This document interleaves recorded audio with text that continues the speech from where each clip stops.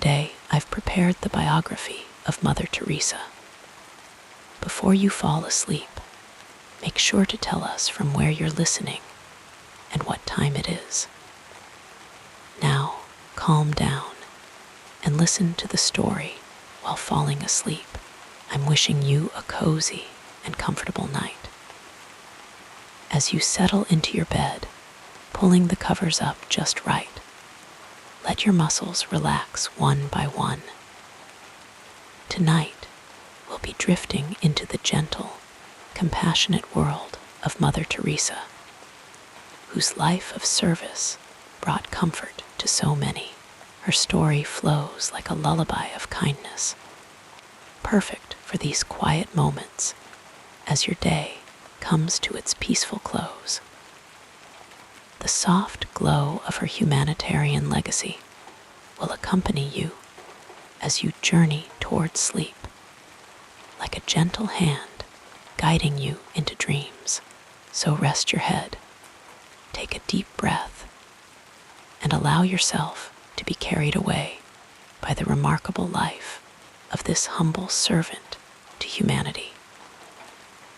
In the gentle quietude of a late summer evening in 1910, as the golden sun descended behind the distant Albanian mountains, a small household in Skopje welcomed a tiny baby girl into the world. This precious child, born on August 26th, would one day be known across the continents as Mother Teresa.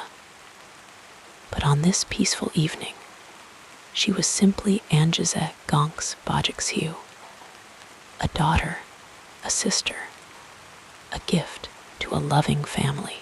The name Gonks, meaning rosebud in Albanian, suited her perfectly.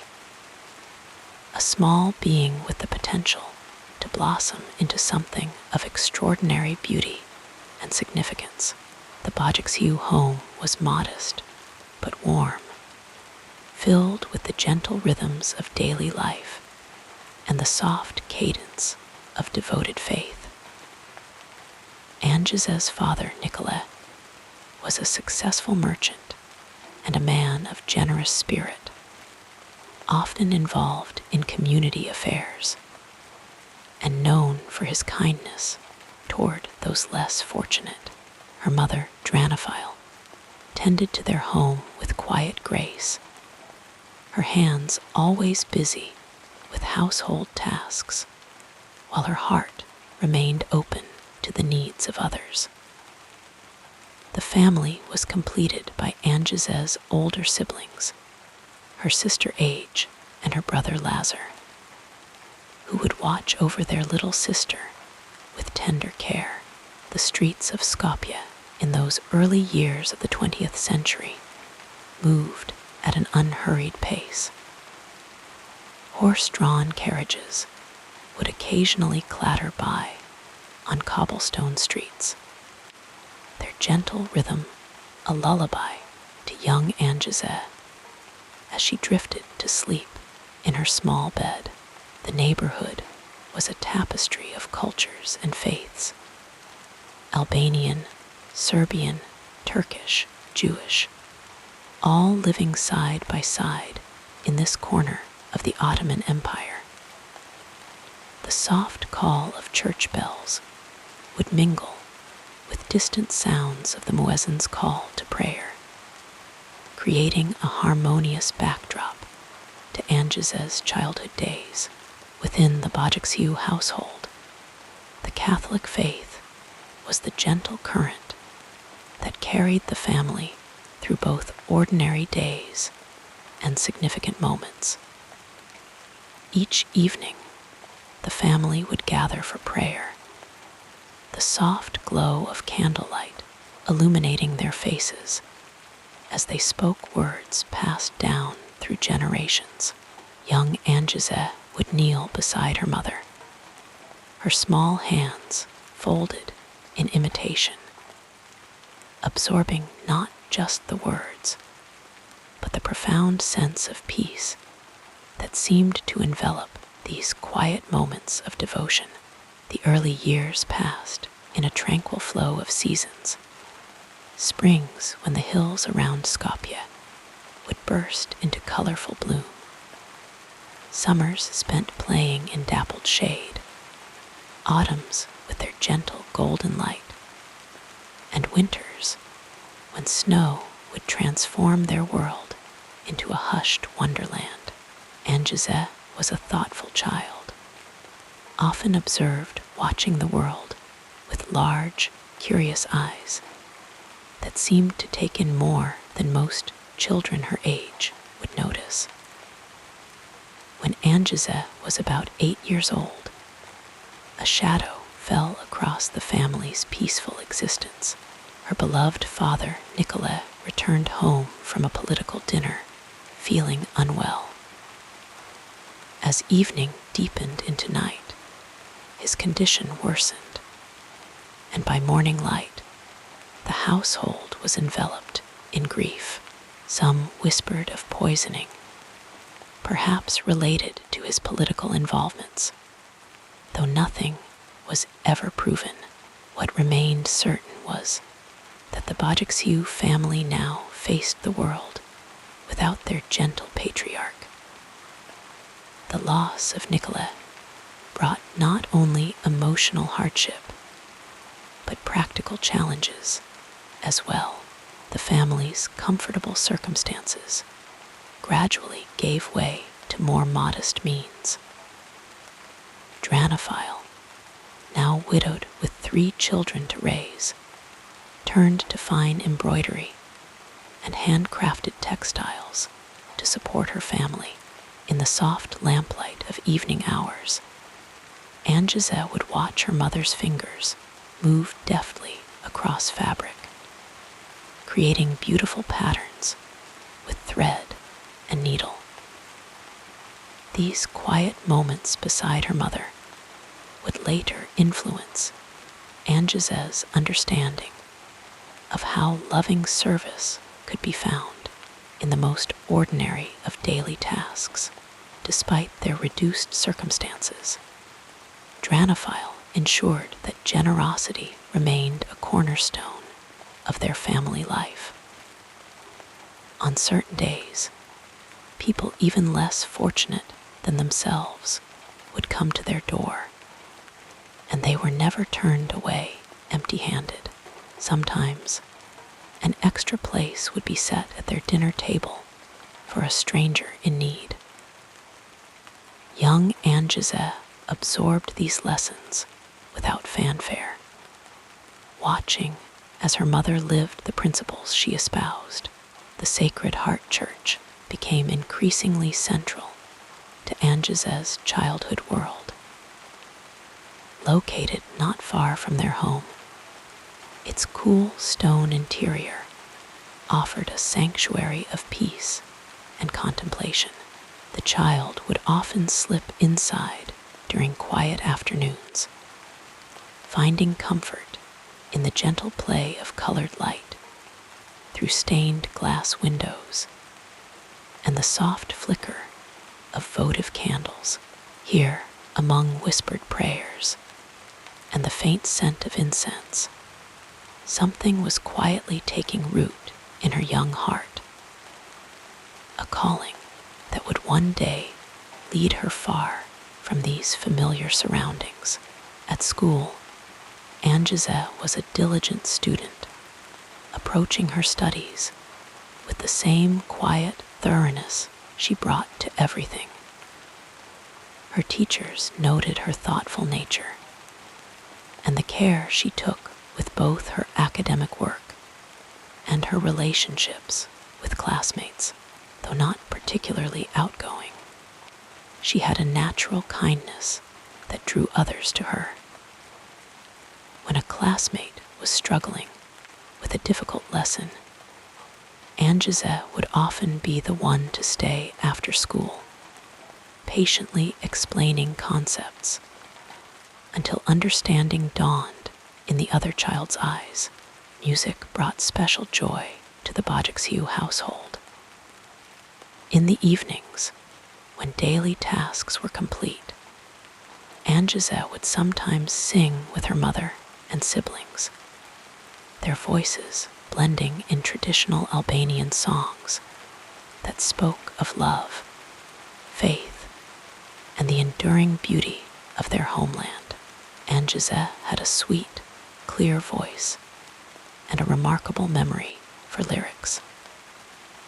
These musical evenings, with their harmony and shared joy, created islands of happiness during what were often challenging times for the family. As Angiza moved through her early teenage years, she became increasingly involved in the parish youth group at Sacred Heart. The group was led by Father Jambrikovic, a Jesuit priest with a gentle manner and profound spiritual insight. He organized readings and discussions about missionary work, sharing stories of those who had traveled to distant lands to serve others.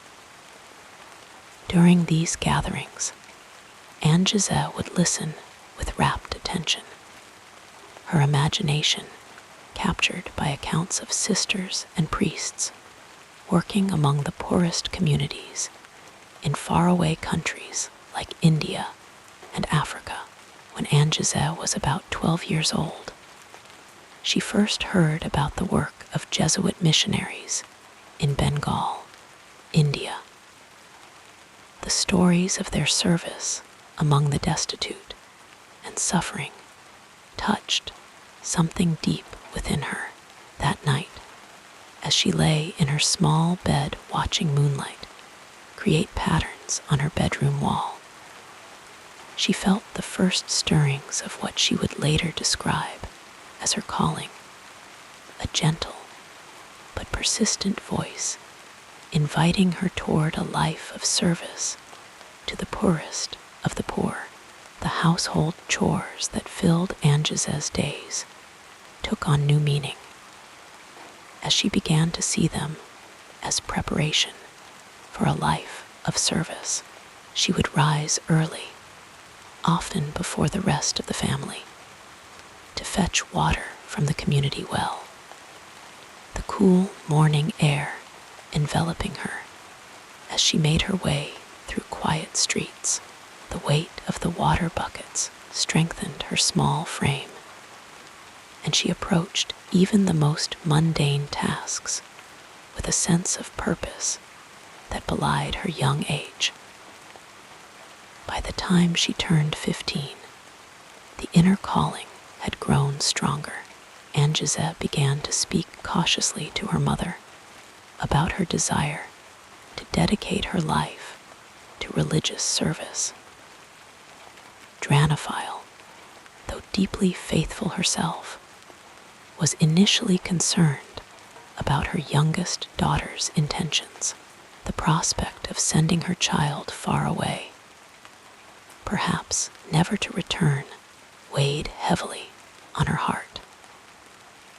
Yet she recognized the genuine nature of Angiza's calling, and with the wisdom of a loving parent, neither discouraged nor pushed her daughter's emerging vocation.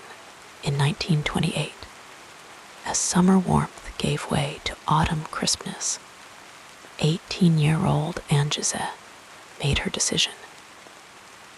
She would apply to join the Sisters of Loreto, an Irish community of nuns with missions in India. The choice was significant. Not only would she be embracing religious life, but she would be traveling to a distant land whose language, customs, and climate were entirely foreign to her experience in the Balkans. The farewell to her family unfolded on a cool September morning. Neighbors and friends gathered to bid goodbye to the quiet girl who had grown up among them. Her mother's embrace lingered, both women knowing that their separation might be permanent in this earthly life. Age and Lazar now young adults themselves, stood nearby with tears glistening in their eyes, but pride evident in their posture. As Anjizet boarded the train that would begin her journey, she carried with her a small bundle of possessions and the invisible treasures of her upbringing, faith, compassion, and the quiet strength that had been modeled by her mother every day. The journey itself was a tapestry of new experiences for a young woman who had rarely ventured beyond Skopje. The train carried her through European landscapes that gradually transformed from the familiar Balkan terrain to the rolling countryside of Western Europe. At each transfer point, she would carefully consult her papers. Her limited knowledge of languages other than Albanian and Serbian, sometimes making communication challenging, yet people responded to her earnest manner and gentle determination, often going out of their way to ensure she found her correct connections. After reaching the coast of France, Anjizet boarded a ship bound for Ireland, where she would begin her novitiate with the Sisters of Loreto at their abbey in Rathfarnham, near Dublin. The sea journey introduced her to the vastness of open water, so different from the landlocked region of her birth. For days, there was nothing but the rhythmic rise and fall of the ship on ocean swells, the distant horizon where sky met water, and the company of strangers who would part ways upon reaching shore. The Ireland that greeted Anjizet was a land of mist-covered hills and soft, persistent rain, a gentle landscape that seemed to whisper ancient stories. At the Abbey of Rathfarnham, she joined other young women from various countries, all drawn by the same calling to religious life and service. Here, she began to learn English in earnest, knowing it would be essential for her future work in India. The sisters noted her determination and the peaceful manner in which she approached even the most difficult aspects of adjustment to communal religious life. It was at Rathfarnham that Anjizet chose her religious name, Sister Mary Teresa, inspired by Thérèse of Lisieux, the French Carmelite nun known as the Little Flower, who had found holiness in small acts of love and service. The name would eventually become known worldwide, though in a slightly different form than she first adopted it. After only a few months in Ireland, Sister Mary Teresa received word that she would be continuing her journey to India. On December 1, 1928, she departed for her final destination, traveling by sea once again. This voyage was considerably longer, taking her through the Mediterranean Sea, the Suez Canal, and across the Arabian Sea to Calcutta. Throughout the weeks at sea, she spent hours gazing at the endless water, preparing her heart and mind for the unknown life awaiting her. The ship docked in Calcutta on January 6, 1929, the Feast of Epiphany in the Catholic calendar, a coincidence that seemed fitting for this new beginning. As Sister Mary Teresa descended the gangplank into the bustling port city, she encountered a world utterly different from anything in her experience. The heat, the humidity, the cacophony of sounds, the vibrant colors, and the press of humanity all combined in a sensory tapestry that was both overwhelming and fascinating to the young woman from the Balkans. Thus began the Indian chapter of her life, the place where Angezeg Gonks Bajiksew would eventually become Mother Teresa, where her childhood lessons in compassion would blossom into a worldwide mission of mercy. But on that warm January day in 1929, she was simply a young novice, taking her first steps on Indian soil, carrying within her the quiet strength nurtured in a modest home in Skopje, and the gentle faith that would guide her remarkable journey. As the stars appeared over Calcutta that first evening, Sister Mary Teresa gazed out from the convent window, perhaps thinking of her mother and siblings half a world away, perhaps wondering what the coming days would bring, or perhaps simply offering a prayer of gratitude for the path that had led her to this new beginning. A path that had started in the loving embrace of her family and would continue through decades of service to those most in need of compassion's tender touch.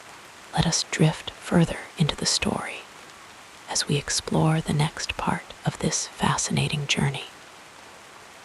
In the gentle silence of evening, as the world settles into the peaceful rhythms of night, let us drift back through the mists of time to explore the ancestral roots of a woman whose name would become synonymous with compassion. The story of Mother Teresa begins not with her famous works in the slums of Calcutta, but much earlier in the rolling landscapes of Albania and the cultural crossroads of the Balkans, where generations before her birth, her family's story was already unfolding like a quiet river flowing toward the sea.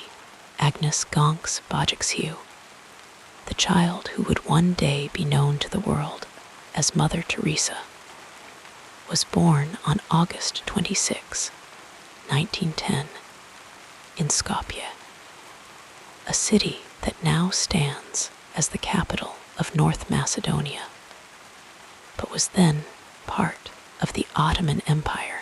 The Bajiksew family belonged to the Albanian ethnic minority, their ancestral roots reaching deep into the soil of Albanian culture and tradition. Like many families of the region, their heritage was a tapestry woven from centuries of cultural influences that had swept across the Balkan Peninsula. Byzantine, Ottoman, Slavic, and Mediterranean threads, all intertwined in the fabric of their identity. The name Bajiksew itself carries echoes of their family history. In Albanian, Bajaksi referred to a trader of dyes or a painter, suggesting that somewhere in the family's past, an ancestor may have worked with colors, perhaps dyeing textiles or creating pigments for the vibrant folk art that characterized the region. This connection to color and creativity would find an unexpected echo in Agnes's future life, where she would don the distinctive white sari with blue borders that would become recognized worldwide. Her father, Nicolae Bajiksew, came from the town of Prizren, now in Kosovo, a place known for its beautiful Ottoman architecture, and as a center of Albanian culture. Family stories described Nicolae as a successful merchant and a generous man, involved in local politics and dedicated to Albanian causes. In the complex political landscape of the Balkans at the turn of the 20th century, this involvement spoke of a deep commitment to his cultural identity, a sense of belonging that transcended shifting borders and political realignments. Agnes's mother, Dranafal Burnai, came from a family with roots in the northern Albanian mountains. The Burnai family was known for their strong adherence to traditional values and their devout Catholic faith in the stories passed down through generations. Dranafal's family was described as having a particular reputation for hospitality, a virtue highly prized in Albanian culture. Their home was said to always be open to travelers, relatives, and those in need, a tradition that Dranafal would bring to her own household and instill deeply in her children. The marriage of Nicola and Dranafal united two families with strong Albanian identities, but slightly different regional traditions. Their union represented the broader Albanian diaspora that had spread throughout the Balkans over centuries, maintaining cultural connections despite geographic dispersal. They established their home in Skopje, where they raised their 3 children, Agnes being the youngest, with an older sister named Aga and a brother named Lazar. In the Bajixiu household, Albanian was spoken, traditional foods were prepared, and cultural customs were observed alongside their Catholic religious practices.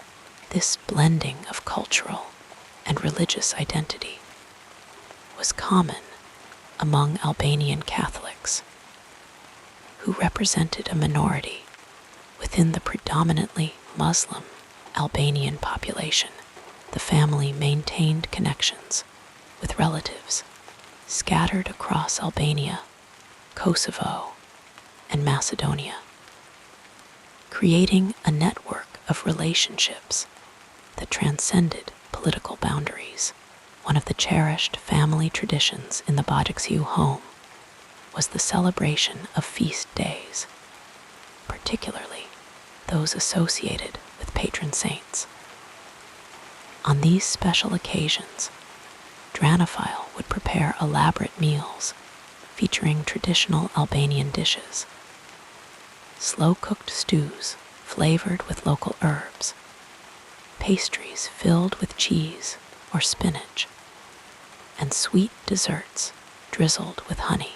The dining table would be adorned with embroidered cloths passed down through generations, each stitch telling its own story of the women who had created them. During these gatherings, older family members would share stories of their ancestors, tales of resilience during Ottoman rule, of mountain villages where their forebears had lived, of family members who had migrated to new lands, seeking better opportunities. Young Agnes would listen intently to these narratives, absorbing not just the facts of her family history, but the values embedded within them: courage, perseverance, faith, and a deep sense of community responsibility. Music also played an important role in the Bajixiu family traditions. Albanian folk songs, with their distinctive melodic patterns and often melancholic tones, would fill their home during celebrations.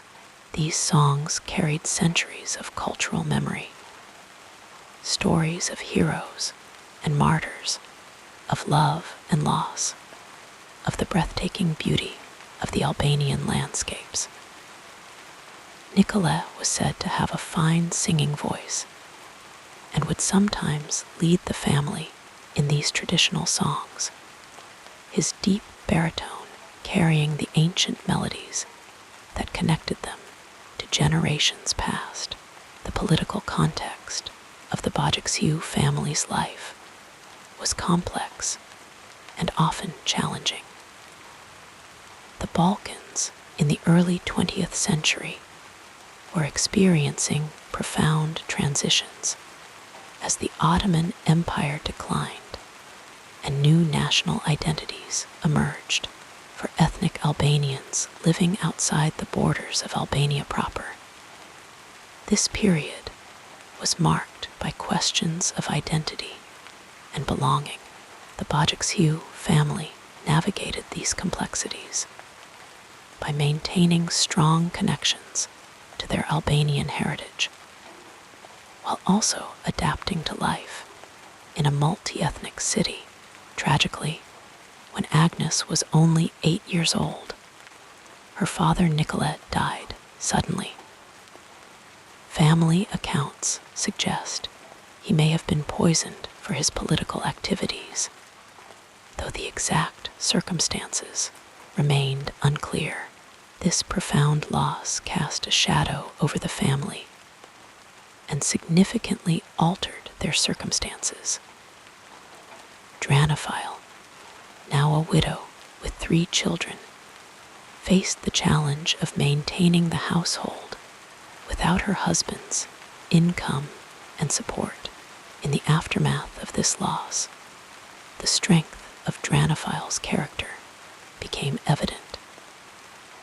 Drawing on the resilience that characterized her mountain heritage, she established a small embroidery business, creating and selling handcrafted textiles that reflected the intricate traditional patterns of Albanian folk art.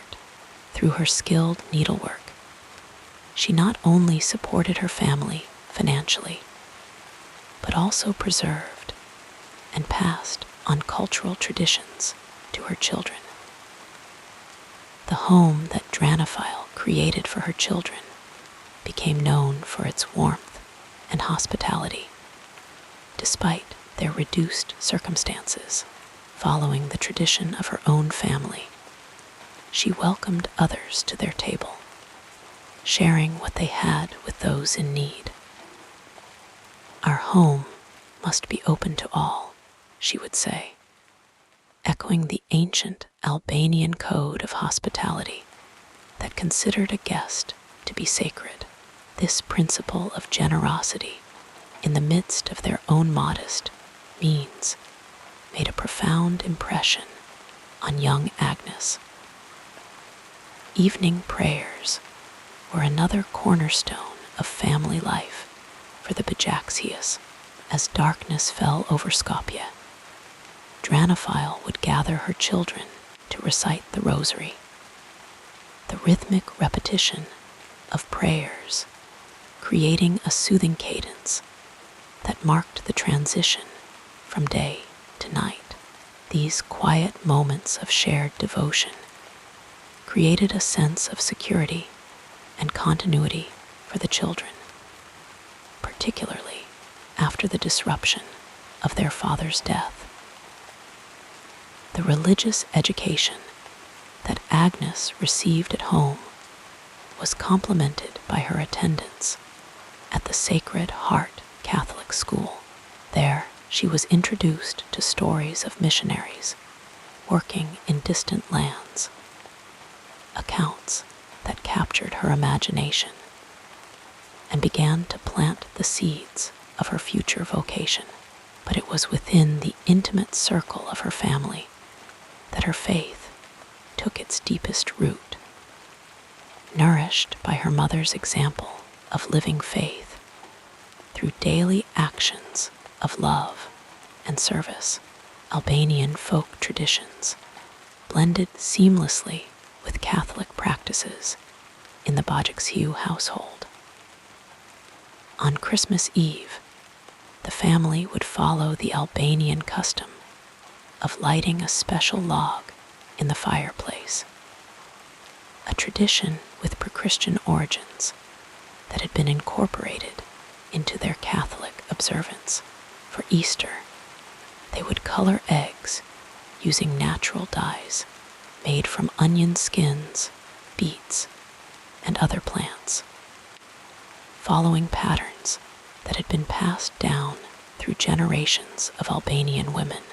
The traditional Albanian concept of Bisa, a code of honor and faithfulness to one's word, was central to the family's value system. Dranophile often told her children stories that illustrated the importance of keeping one's promises and standing by those to whom one had given protection or friendship. This concept would later find expression in Mother Teresa's unwavering commitment to those she served, regardless of the challenges involved. Food preparation was another vehicle for cultural transmission in the Biography home. Dranophile taught her daughters the techniques for making traditional Albanian dishes, the proper way to layer paper-thin sheets of dough for bajrak, the slow simmering required for tavakosi, a baked lamb and yogurt dish, and the precise balance of spices needed for the perfect fejese, a pepper and tomato dish. These cooking lessons were more than practical instruction. They were opportunities for sharing family stories and wisdom. As they worked together in the kitchen, the family maintained connections with their extended relatives through letters and occasional visits. These relationships provided young Agnes with a sense of belonging to something larger than her immediate family, a network of kinship that stretched across geographic boundaries. From these connections, she absorbed the stories of relatives who had migrated to different parts of Europe and even to America, expanding her awareness of the wider world beyond Skopje. As Agnes grew into adolescence, the influence of her family's history and traditions continued to shape her developing worldview. The values she had absorbed: compassion for others, resilience in the face of hardship, devotion to faith, and a sense of responsibility to community, formed the foundation upon which her future work would be built. The seeds planted in the rich soil of her family heritage would eventually bloom in unexpected ways on distant shores. The cultural diversity of Skopje itself also contributed to Agnes's formation. Growing up in a city where Orthodox Christians, Muslims, Catholics, and Jews lived side by side, she was exposed to different religious traditions and cultural practices. This early experience of diversity fostered in her an openness to people of different backgrounds, a quality that would serve her well in her future work in India's multicultural society. When Agnes felt the call to religious life at the age of 12, her decision was shaped by the deep faith that had been nurtured in her family environment. Though her mother was initially reluctant to see her youngest child leave home for a distant mission field, Dranophile ultimately supported Agnes's vocation, recognizing in her daughter's determination the same strength of purpose that had characterized their ancestors.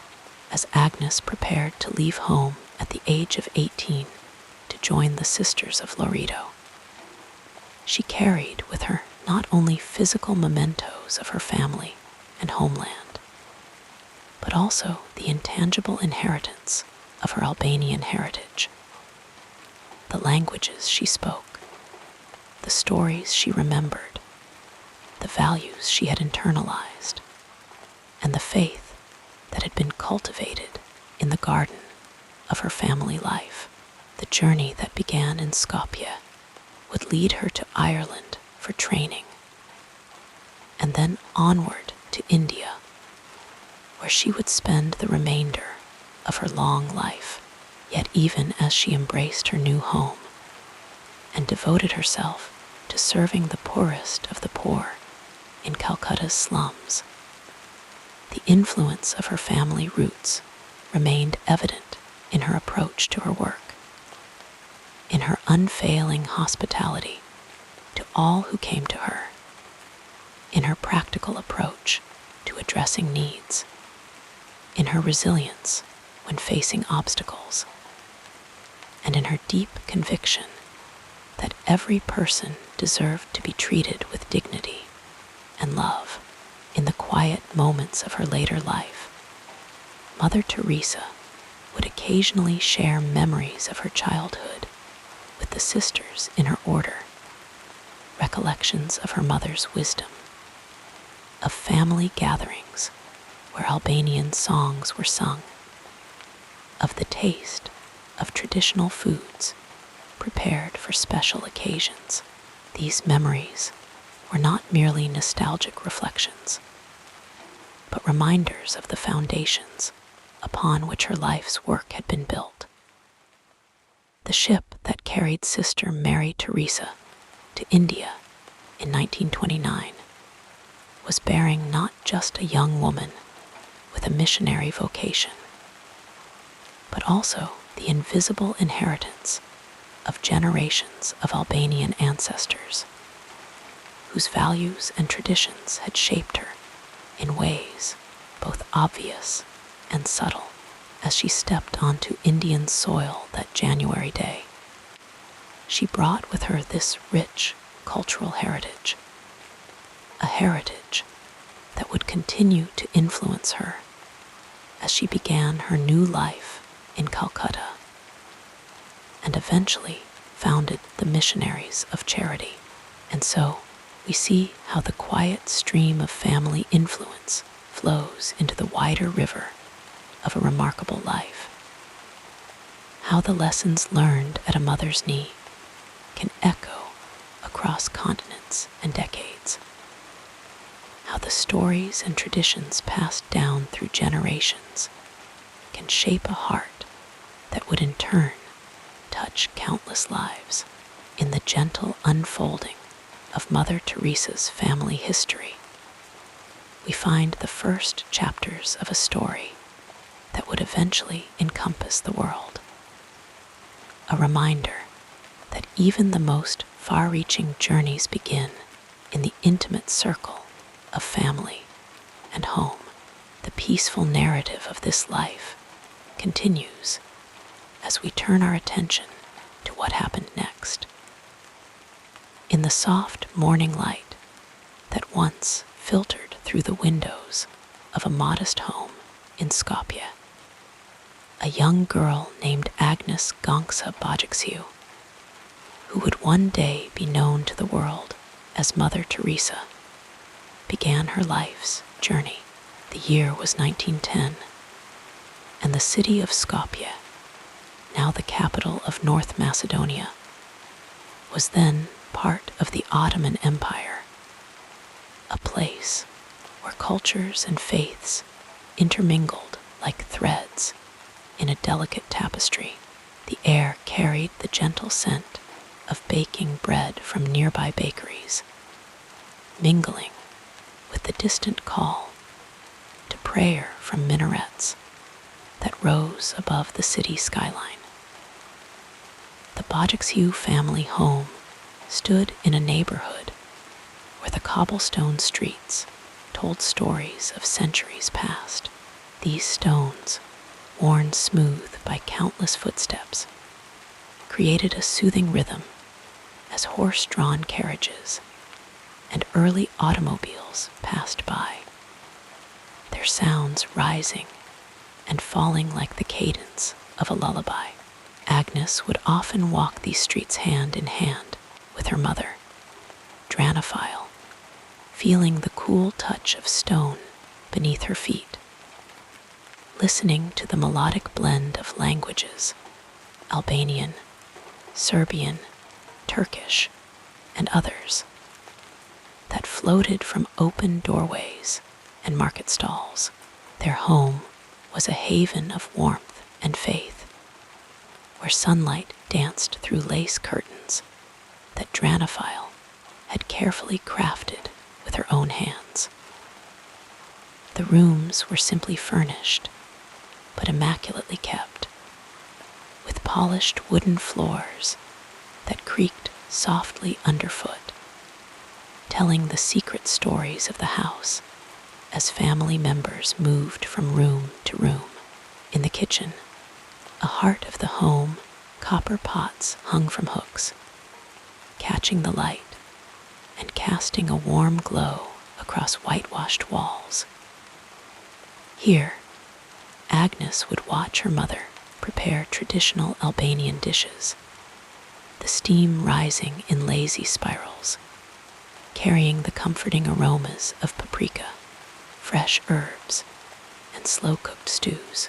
The family gathered around a solid oak table each evening, its surface bearing the gentle marks of daily use. Small indentations from writing letters, faint circles from hot cups of tea, tiny scratches that mapped the passage of time. As they ate their evening meal, Agnes's father, Nicola, would sometimes share stories of his business travels or discuss politics with a passion that never failed to captivate his children. His voice, deep and resonant, filled the room like a gentle blanket of sound, rising and falling with the cadence of his native Albanian tongue. Beyond the walls of their home stretched the city of Skopje, nestled in a valley where the Vardar River flowed with a constant, soothing murmur. The river was a living presence in the life of the city, its waters reflecting the changing seasons, sparkling under summer sun, misty in autumn mornings, occasionally swelling with spring rains.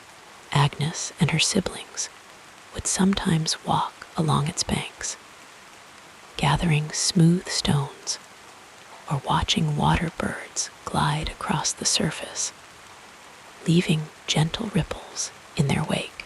The natural world around Skopje offered a canvas of seasonal beauty that unfolded in an unhurried rhythm. In spring, the surrounding hills became a tapestry of wildflowers, daisies, poppies, and lavender, their colors softened by distance into a dreamy haze. Summer brought the heavy scent of ripening fruit in nearby orchards, where pears and plums hung from branches, their sweetness intensifying under the warm Balkan sun. Autumn painted the landscape in rich amber and gold, as leaves drifted down to form a crackling carpet underfoot. Winter wrapped the city in a hush of snow, transforming familiar streets into pathways of pristine white, muffling sounds and slowing the pace of life to a gentle whisper. The Bojaxhiu family belonged to the Albanian Catholic minority in a predominantly Eastern Orthodox region, with a significant Muslim presence as well. This multicultural environment was a living classroom for young Agnes, teaching her from her earliest days that humanity existed in beautiful variety.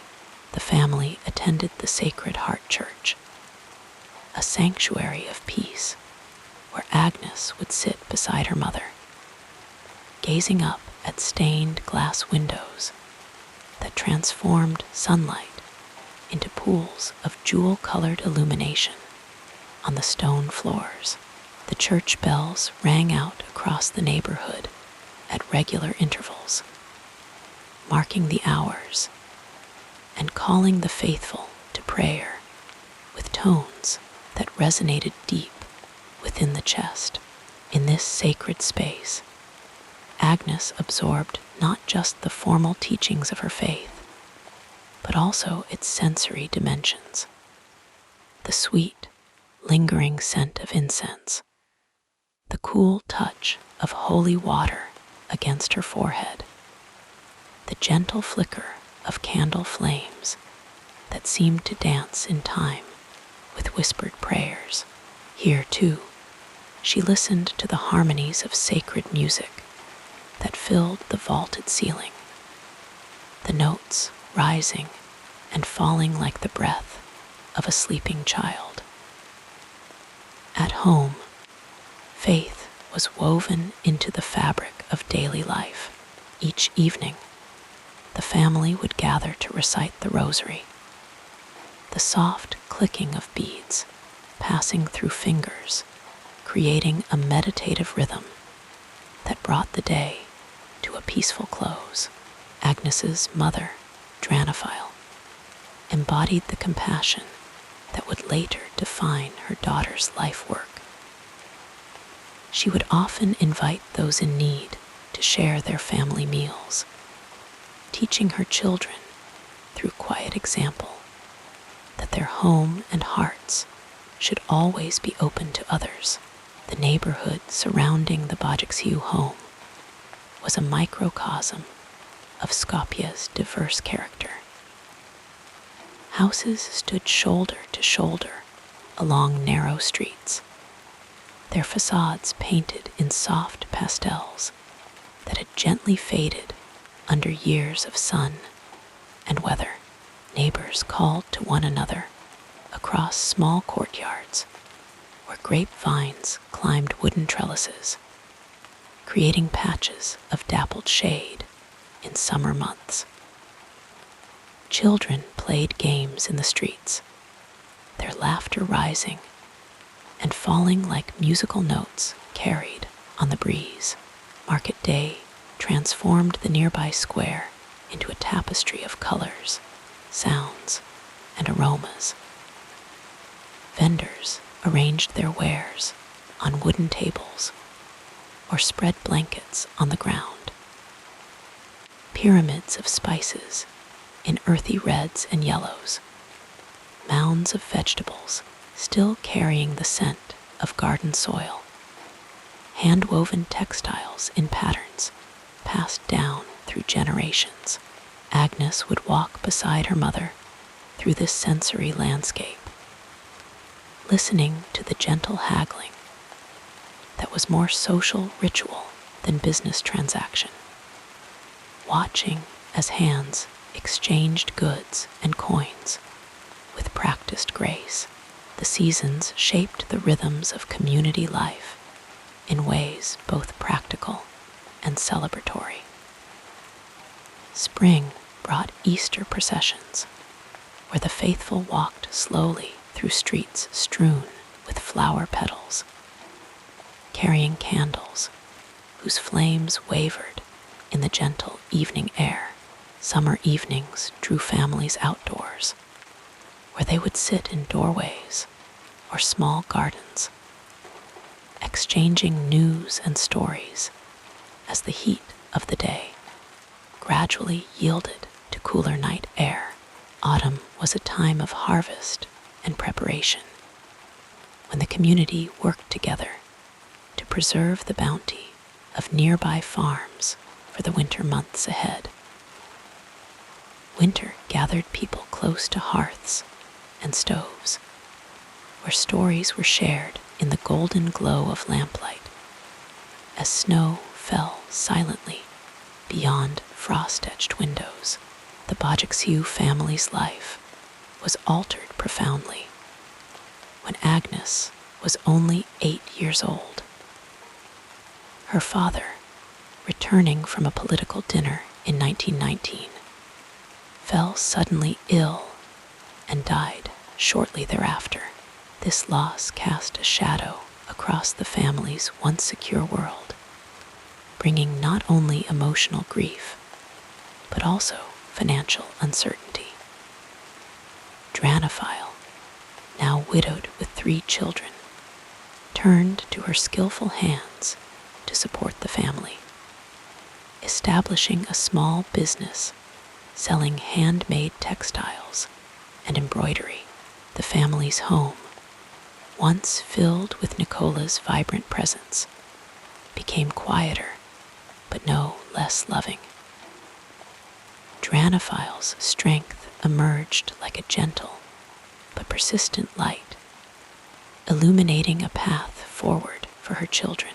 The dining table, where they had once gathered to hear father's stories, now became a workspace where mother taught her daughters the precise art of embroidery, her needle catching the light as it moved through fabric in tiny, even stitches. The rhythmic movement of hands at work created a meditative atmosphere where conversations unfolded naturally, where wisdom was shared without fanfare or formal instruction. In these quieter years, the Bojaxhiu home remained a place of hospitality despite reduced circumstances. These words fell like gentle rain on Agnes's receptive spirit, nurturing seeds of compassion that would one day flourish in distant soil. The physical environment of Agnes's childhood was complemented by a rich cultural heritage that flowed through daily life like an underground stream. Albanian traditions were preserved in songs sung during family gatherings, their melodies carrying echoes of mountain villages and ancient stories. These songs often began softly, like a whisper shared between close friends, before swelling into harmonies that seemed to contain both joy and sorrow in equal measure. Traditional foods connected the family to their ancestral roots. On special occasions, Dranophile would prepare lacquer, a savory pie with layers of thin dough filled with vegetables or cheese, its aroma filling the house as it baked slowly in the oven. For celebrations, there might be baklava, its paper-thin layers of pastry soaked in honey syrup, or tave kosi, a dish of lamb baked with yogurt that would simmer gently for hours. These foods were more than nourishment. They were tangible connections to a cultural identity that the family carried with them in their multicultural city. The Albanian language itself was a treasure preserved within the walls of their home. Its unique sounds and cadences created a private space of belonging, a way of maintaining connection to ancestors and heritage. Agnes learned from her mother the proverbs and sayings that distilled generations of wisdom into brief, memorable phrases. These linguistic heirlooms were passed along during quiet evening hours when the day's work was done, and conversation could unfold at a leisurely pace. Education formed another important dimension of Agnes's childhood environment. She attended a local Catholic school where the classrooms were arranged with simple wooden desks facing a blackboard, windows tall enough to let in abundant natural light. The school day began and ended with prayer, creating a gentle framework for learning. Agnes was a thoughtful student who found particular joy in geography lessons, where maps opened windows to distant lands she would one day visit. The school building itself stood as a haven of order and purpose, its corridors lined with framed religious artwork and the occasional map or educational chart. The floors, of simple polished stone, echoed softly with footsteps as children moved between classrooms. In winter, iron stoves provided warmth. Their metal surfaces sometimes used to heat milk for the younger children at lunchtime. The school garden, though modest in size, offered a place where students could observe the patient miracle of seeds becoming plants, learning lessons about growth and care that extended beyond botany. As Agnes moved through adolescence, her spiritual life deepened in ways that would eventually lead her toward her vocation. The parish church remained a central influence, but now she began to develop a more personal relationship with prayer and contemplation. Sometimes she would linger after services, sitting quietly in a pew as afternoon light slanted through windows, creating pools of colored light that moved slowly across the floor as minutes passed. The wider city of Skopje, with its blend of European and Ottoman influences, provided a backdrop for Agnes's developing awareness of human diversity and need. The old stone bridge that spanned the Vardar River stood as a symbol of connection between different neighborhoods and communities. Markets and public squares became places where she observed the full spectrum of human experience, from merchants in fine clothes to beggars seeking alms, from families celebrating weddings to widows in mourning dress. These observations settled into her consciousness like sediment in still water, gradually forming the foundation for her later understanding that human dignity transcended all external circumstances. By the time Agnes reached her teens, she had become active in her church's youth group and choir. The parish hall where they gathered was a simple space with whitewashed walls adorned with religious pictures and a wooden cross. Here, young people sang together, their voices blending in harmonies that seemed to make the very air vibrate with shared purpose. They discussed their faith in conversations that sometimes continued as they walked home together through streets growing quiet with evening.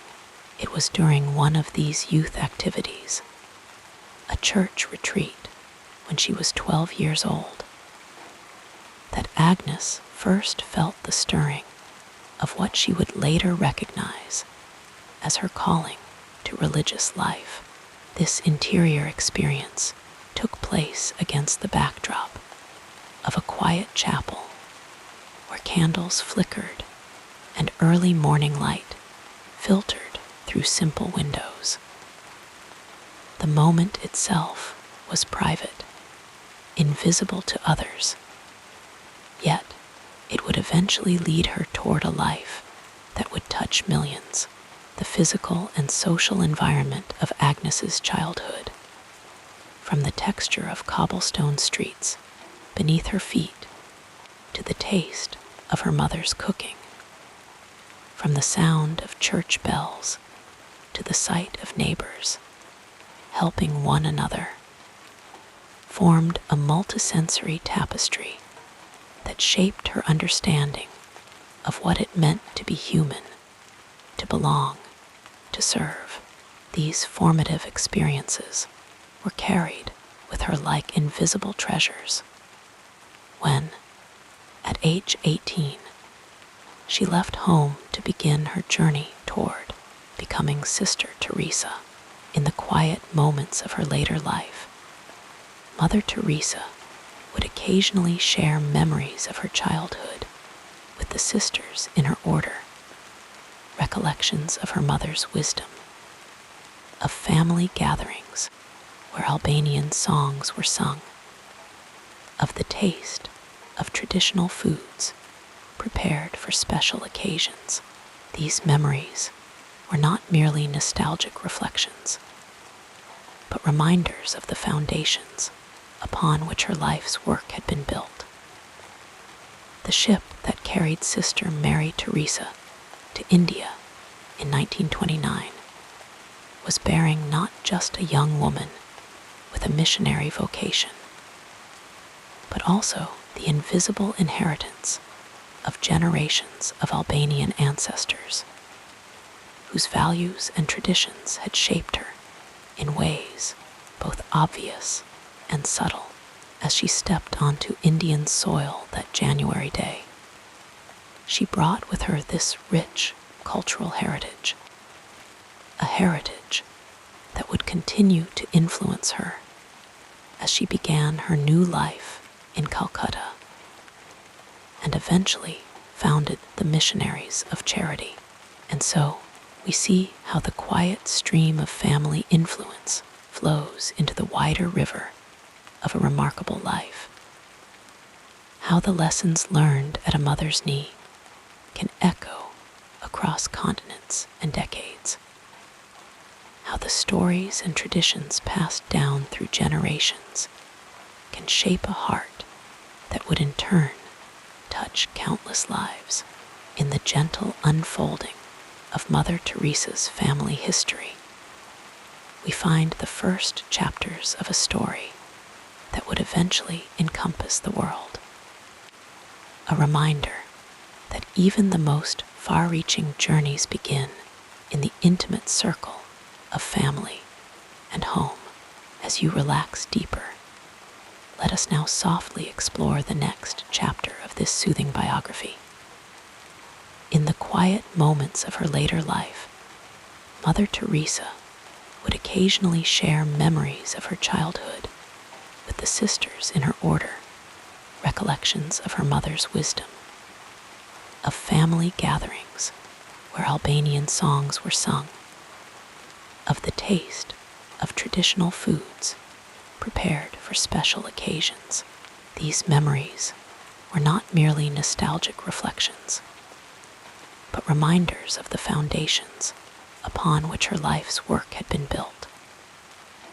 The ship that carried Sister Mary Teresa to India in 1929 was bearing not just a young woman with a missionary vocation, but also the invisible inheritance of generations of Albanian ancestors whose values and traditions had shaped her in ways both obvious and subtle.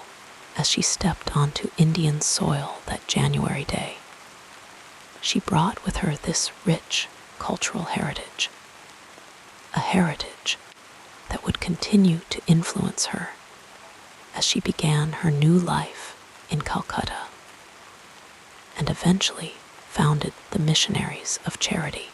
And so we see how the quiet stream of family influence flows into the wider river of a remarkable life. How the lessons learned at a mother's knee can echo across continents and decades. How the stories and traditions passed down through generations can shape a heart that would in turn touch countless lives. In the gentle unfolding of Mother Teresa's family history, we find the first chapters of a story that would eventually encompass the world. A reminder that even the most far-reaching journeys begin in the intimate circle of family and home, the educational journey of young Agnes Gongsa Bojixiu, as Mother Teresa was known in her childhood, began in the soft light of early morning in Skopje, now part of North Macedonia. The gentle rhythm of her early schooling was marked by the patient guidance of her mother Drana, who would sit with Agnes in the warm kitchen of their home, teaching her letters and numbers with a steady hand and a kind voice. These quiet moments of learning, punctuated by the distant sounds of the neighborhood awakening, laid the foundation for a lifetime of intellectual curiosity and spiritual seeking. At the age of 5, Agnes began attending a local convent school run by the Sisters of Loreto. The school building itself was a haven of tranquility, with thick stone walls that kept the interior cool even during the warmest days. Tall windows allowed soft light to filter into the classrooms, illuminating the wooden desks where young Agnes would sit, her small hands carefully forming letters in her notebook. The sisters moved through the classroom in their flowing habits, their voices gentle, as they encouraged their young charges to explore the world through books and prayer. It was in these peaceful classrooms that Agnes first encountered the stories of missionaries who traveled to distant lands to serve the poor. As the sisters read aloud tales of these dedicated individuals, Agnes would listen with rapt attention, her eyes growing wide as she imagined herself walking the dusty paths of far-off countries, bringing comfort to those in need. The soft cadence of these stories flowed into her dreams at night, planting seeds that would one day blossom into her own missionary calling. Music was an important part of Agnes's education, as it was in many European schools of the time. The school choir would gather in the late afternoons when the day's lessons were complete, their voices rising and falling in harmony as they practiced hymns and folk songs. Agnes had a sweet, clear voice that blended well with others, and she found great joy in these musical interludes. The discipline of learning to sing in a group taught her patience, and the beauty of contributing to something larger than herself, lessons that would serve her well in her future work. As Agnes grew older, her education expanded beyond the basics of reading, writing, and arithmetic. The Sisters of Loreto introduced their students to literature, history, and the natural sciences, all presented within the framework of Catholic teaching. Agnes particularly enjoyed poetry, finding in the measured cadence of verse a reflection of the rhythms of prayer that were becoming increasingly important in her spiritual life. She would sometimes memorize poems and recite them to herself as she walked home from school, the words keeping time with her footsteps on the cobblestone streets. During these formative years, Agnes was also receiving another kind of education at home. Her mother Drana, widowed when Agnes was only 8 years old, demonstrated daily what it meant to live with compassion and generosity despite personal hardship. In their modest home, Drana would often welcome those in need, sharing what little they had with neighbors who had even less. Never eat a single mouthful unless you are sharing it with others, Drana would tell her children, a teaching that Agnes would later echo to her own spiritual daughters in the Missionaries of Charity. At the age of 12, Agnes experienced what she would later describe as her first call to religious life. This spiritual awakening occurred during a period of quiet contemplation, following a visit from a group of Jesuit missionaries who had shared stories of their work in Bengal. The gentle stirring of vocation that she felt was like a soft breeze that gradually gathered strength, eventually becoming the steady wind that would guide the course of her life. She kept this calling close to her heart, nurturing it through prayer and reflection as she continued her studies. By the time Agnes reached adolescence, her intellectual and spiritual development had become deeply intertwined. Her academic education continued at the Lyceum, where she studied literature, mathematics, and history. But her true learning increasingly took place in the quiet hours she spent in prayer and in service to others. She joined a sodality at her parish church, a group of young people dedicated to spiritual growth and charitable works. Through this group, Agnes began to put into practice the principles of compassion that had been instilled in her from childhood. At the age of 18, having nurtured her vocation for 6 years, Agnes made the decision to join the Sisters of Loreto, the same order that had educated her. This decision marked the beginning of a new phase in her intellectual and spiritual formation. She traveled first to Ireland, where the order had its headquarters, to learn English, the language she would need for missionary work in India.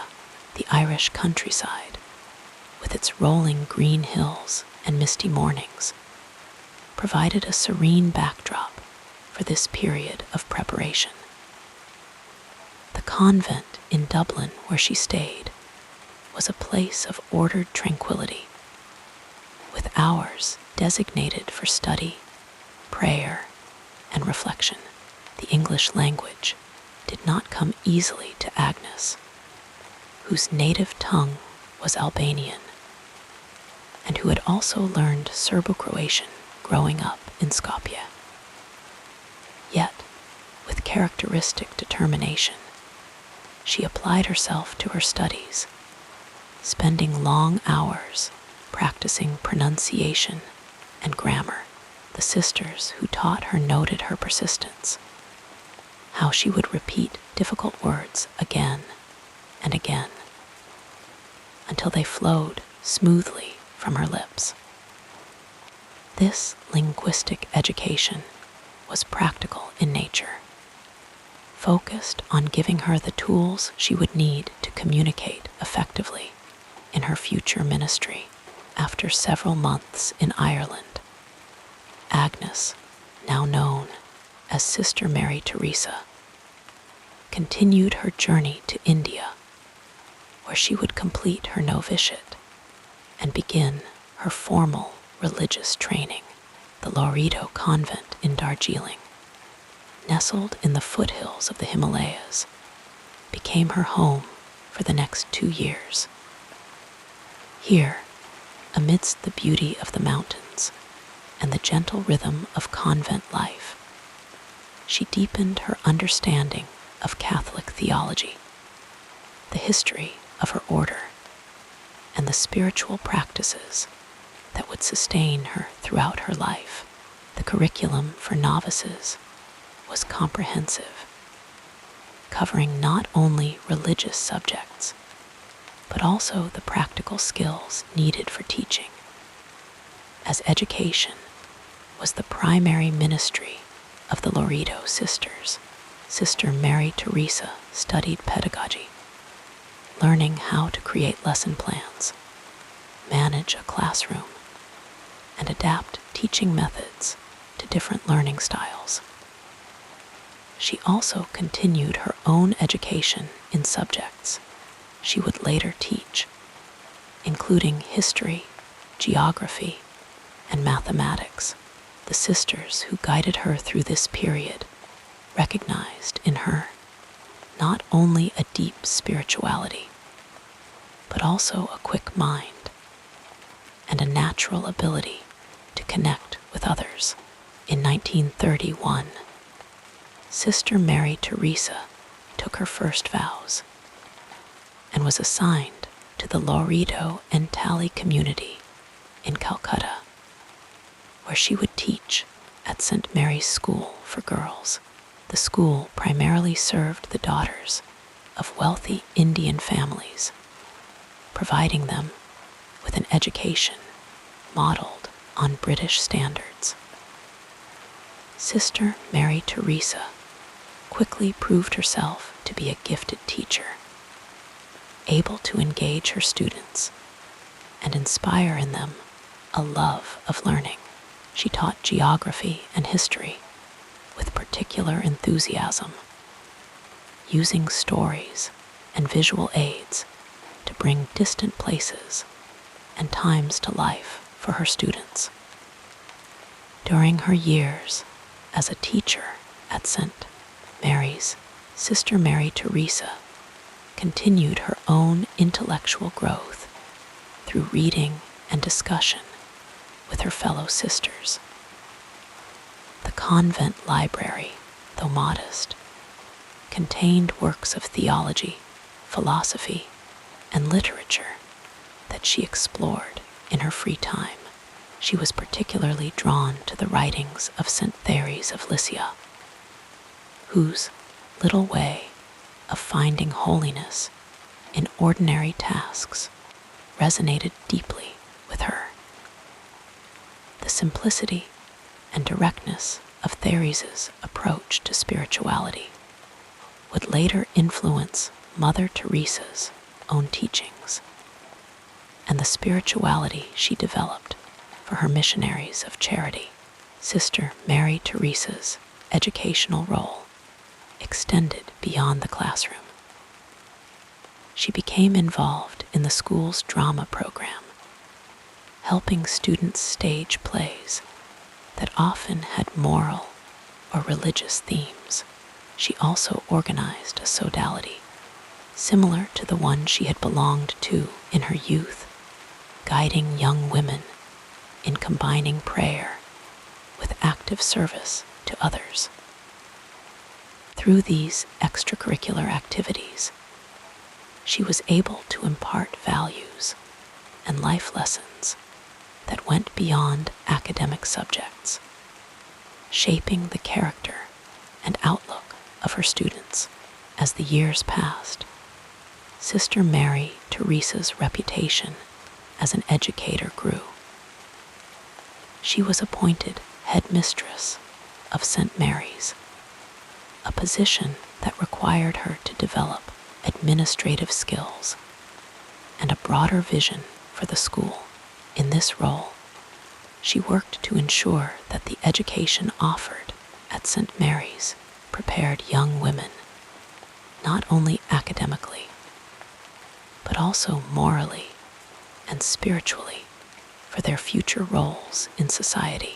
She emphasized the importance of compassion and service, encouraging her students to look beyond their privileged circumstances to the needs of those less fortunate.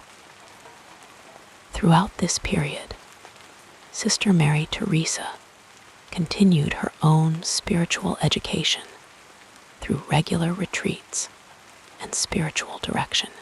These times of silence and guided reflection allowed her to process her experiences and deepen her understanding of her vocation. It was during one such retreat in September 1946, while traveling by train to Darjeeling, that she experienced what she would later refer to as her call within a call, the profound spiritual experience that led her to leave the Laredo order and begin working directly with the poorest of the poor in Calcutta's slums.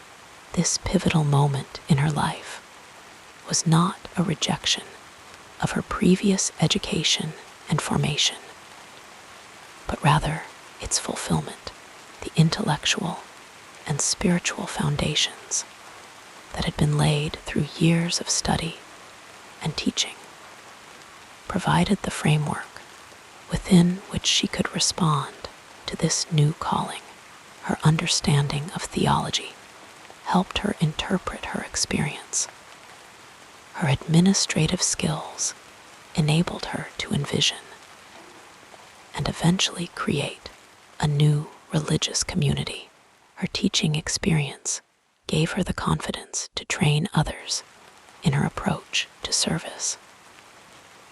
When Sister Mary Teresa, soon to become Mother Teresa, began her work in the slums of Calcutta, she drew on all aspects of her education.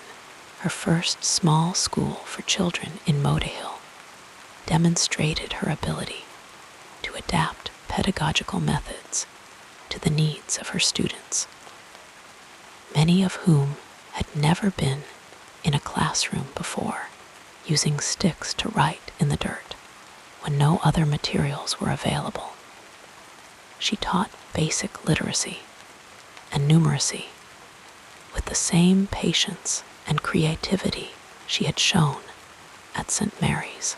As Mother Teresa began to attract followers and eventually founded the Missionaries of Charity, she developed a program of formation for the women who joined her. This program reflected her own educational journey, combining spiritual training with practical skills. New sisters learned theology and the spirituality specific to the congregation, but they also studied nursing, social work, and other subjects that would help them in their ministry to the poor. Mother Teresa insisted that this education be thorough, knowing that good intentions alone were not sufficient for effective service. Mother Teresa's approach to education, both for herself and for others, was always characterized by a balance between theory and practice, between intellectual understanding and compassionate action. She valued knowledge not for its own sake, but for how it could be applied in service to others. This pragmatic approach reflected her Albanian heritage, with its emphasis on practical wisdom, as well as her years of teaching experience, which had shown her the importance of making abstract concepts concrete and accessible. Throughout her life, Mother Teresa remained a learner as well as a teacher. She studied the cultures and religions of the people she served, seeking to understand their perspectives and traditions. She read widely in spiritual literature, finding insights and inspiration in the writings of saints and spiritual masters from various times and places. And perhaps most importantly, she learned from the poor themselves, allowing their experiences and needs to shape her understanding of poverty and guide her response to it. In her later years, as Mother Teresa became an internationally recognized figure, she was invited to speak at universities, conferences, and even the United Nations. In these settings, she shared the wisdom she had gained through her unique educational journey, a journey that had taken her from a convent school in Skopje to the slums of Calcutta, and eventually to a global platform. Her messages were always simple and direct, reflecting her belief that the most profound truths are often the most straightforward.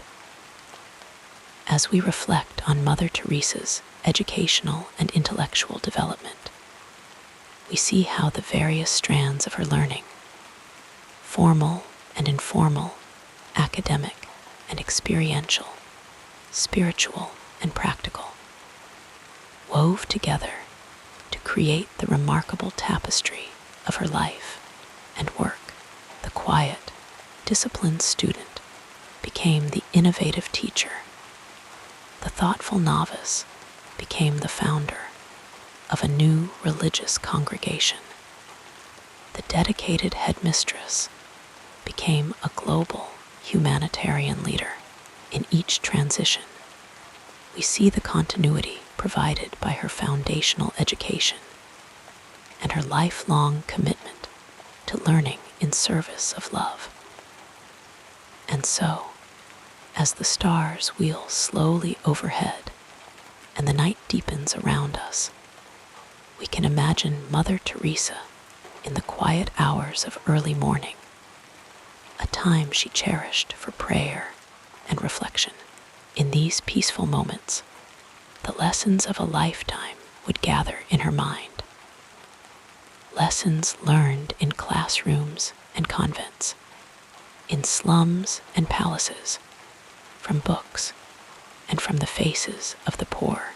All of these teachings, absorbed and transformed through her unique spirit, would flow out again in her words and actions, touching countless lives with the wisdom that comes only from a heart that has learned how to love without measure.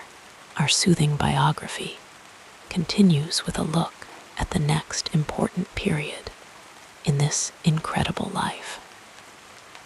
From her earliest days, Mother Teresa was shaped by quiet, steady influences that guided her path with gentle wisdom. The first and perhaps most enduring of these was her mother, Drana Bojaxiu, a woman of deep faith and practical kindness. In the modest home in Skopje, little Agnes Gongsa Bojaxiu, later to be known as Mother Teresa, would watch as her mother welcomed strangers, offering food and comfort to those who had less. These small acts of compassion, repeated day after day, were like seeds planted in the child's heart. Drana did not lecture about charity. She simply lived it, showing her daughter that love was not an idea, but a practice, something to be done with one's hands as much as with one's heart. As a young girl, Agnes found another guiding light in the priests and sisters of her local parish. Among them was Father Jambrikovic, a Jesuit who recognized her spiritual curiosity and encouraged her to read widely, not just religious texts, but also stories of missionaries in distant lands. His gentle guidance helped shape her understanding of faith as something alive and active in the world. She would often linger after Mass, asking questions, and he would answer with patience, his words unhurried, as though he had all the time in the world for her wondering mind. When she left home at 18 to join the Sisters of Loreto in Ireland, she encountered the firm but kind presence of Mother Mary Magdalene, the novice mistress who would guide her first steps into religious life. This was a time of discipline and learning, of rising before dawn for prayer, of studying scripture and the rules of the order. But beneath the structure, there was warmth. Mother Mary Magdalene had a way of seeing the potential in young women, of knowing when to challenge them and when to comfort them. She taught Agnes that obedience was not about blind submission, but about listening to God, to one's superiors, and to the quiet voice within.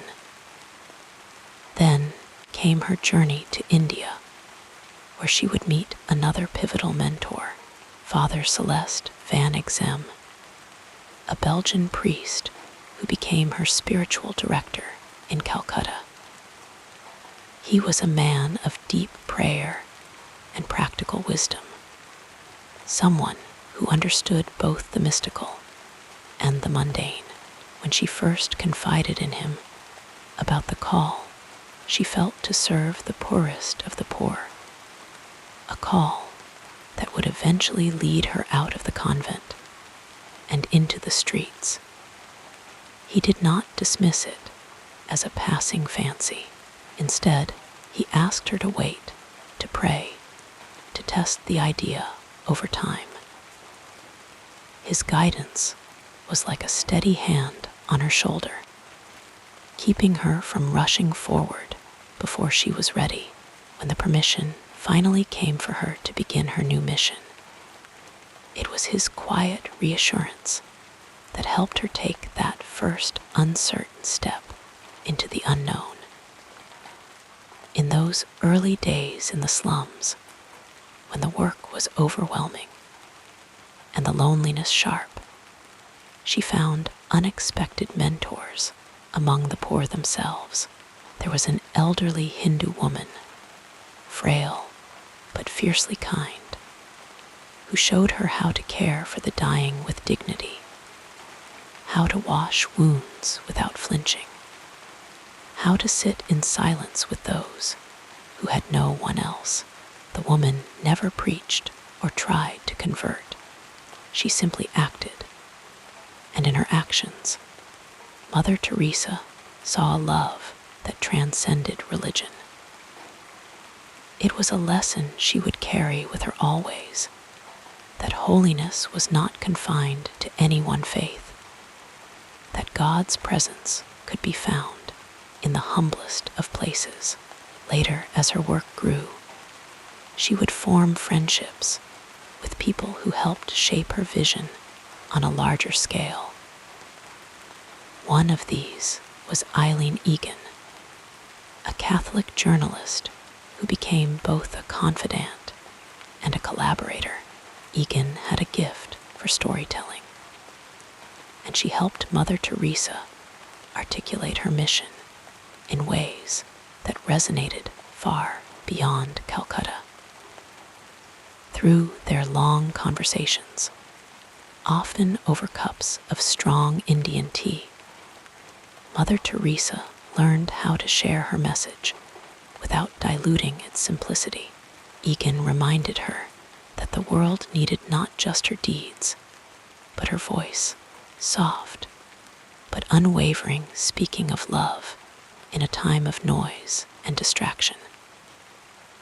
And then there was Pope Paul VI, who, after meeting her, became a quiet supporter of her work. He understood the radical nature of what she was doing, choosing poverty, not as an abstract ideal, but as a daily reality. When he gave her the white Lincoln Continental he had used during his visit to India, she famously raffled it off to raise money for the poor. The gesture delighted him, and it deepened their mutual respect. He saw in her a living example of the gospel, and she saw in him a leader who valued humility over pomp. Even in her later years, when she was a global figure, she remained a student, open to learning from those around her. she often spoke of the influence of her sisters in the missionaries of charity, women who taught her as much as she taught them. They showed her the strength found in community, the way small acts of kindness could sustain a movement. And she never forgot the lessons of her earliest teachers, her mother's quiet generosity, Father Jambrakovic's patient guidance, the dying woman who had shown her how to love without condition. As the night stretches on and the world grows still, we can imagine her in prayer, surrounded by all these voices, these faces that had shaped her. There was no single moment of transformation, no abrupt shift in her path. Instead, there was a slow unfolding, like a flower opening to the sun, each petal guided by unseen hands. And in that quiet, we can sense the truth she carried with her always, that no one walks alone, that every life is touched by countless others, seen and unseen, in ways both great and small. So let us rest now, held by the same quiet certainty that guided her, that love is both a journey and a home, and that even in the darkest night, we are never truly alone. Let your mind float with these gentle recollections as we move forward in our story. The story of Mother Teresa's early years in service is one of quiet perseverance, of small steps taken in faith, each one leading her closer to the life she was meant to live.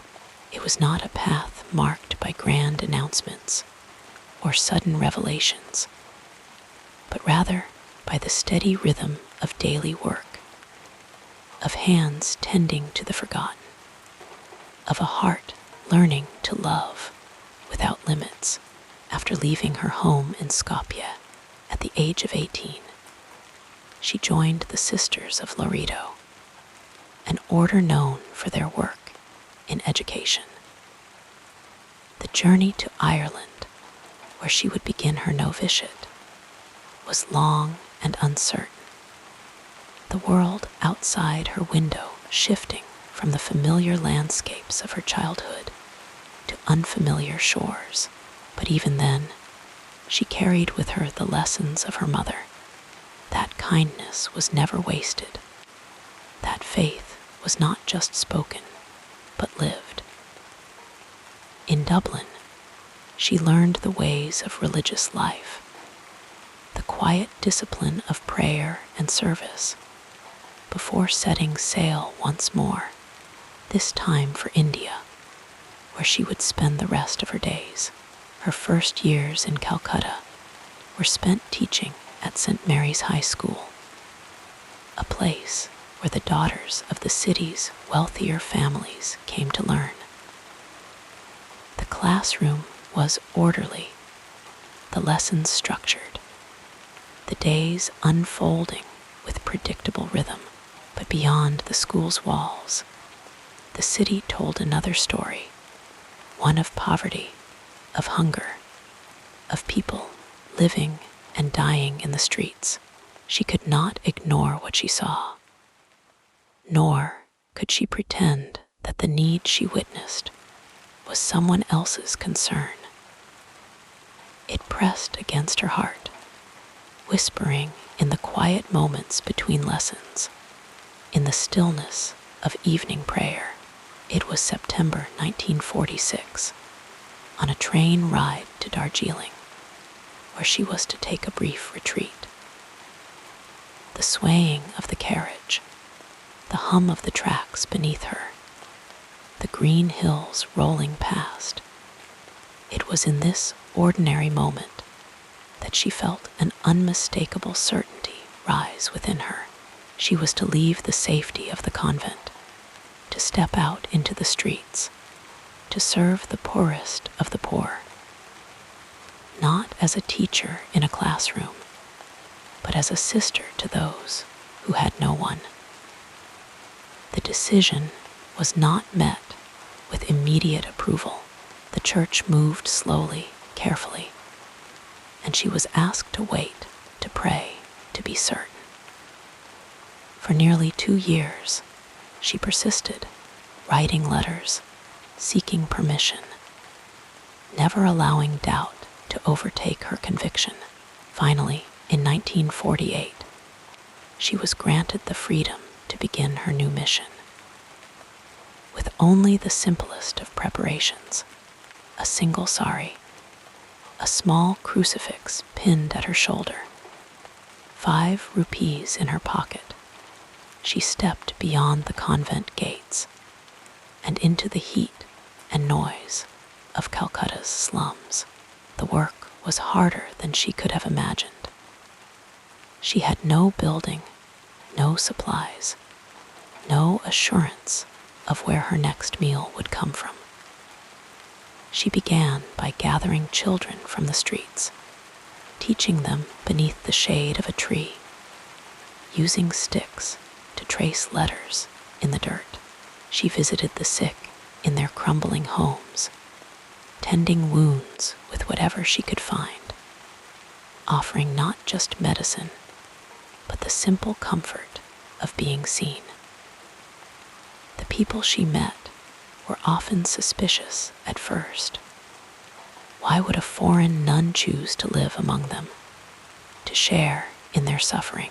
But slowly, through the constancy of her presence, through the way she knelt beside them without hesitation, trust began to grow. One of her earliest companions was a former student from St.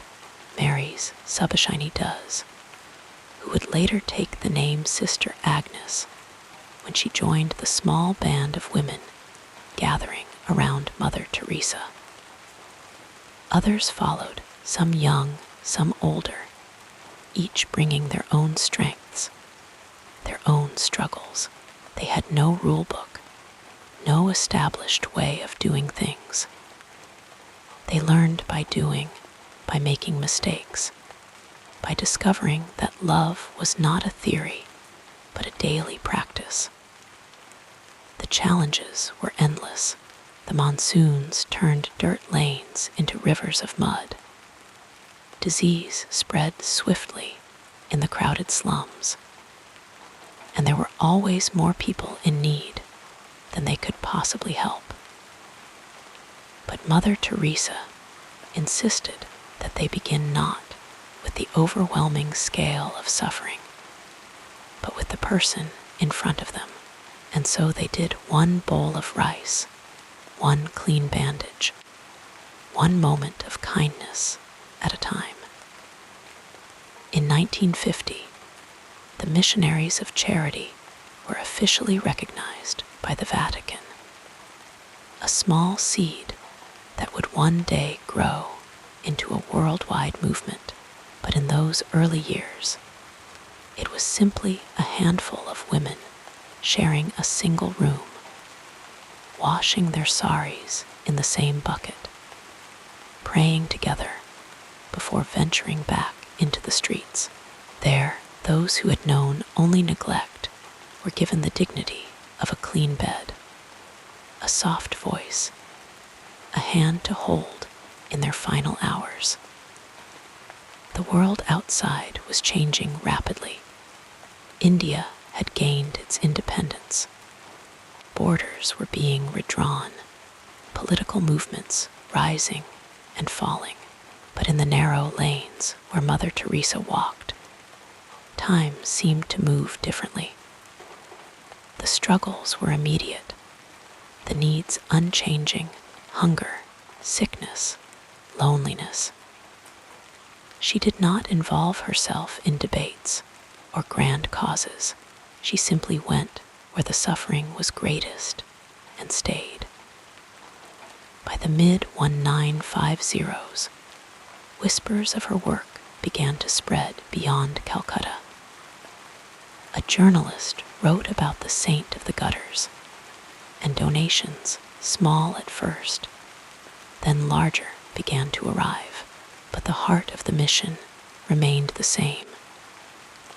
The quiet, repetitive acts of love that would never make headlines. The sisters still rose before dawn, still knelt to wash the sores of lepers, still buried those who had no one to mourn them.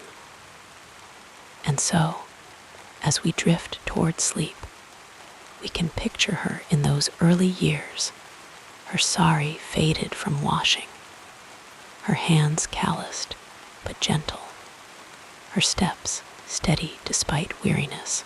There was no fanfare, no certainty of success, only the unwavering belief that every life was worth tending to.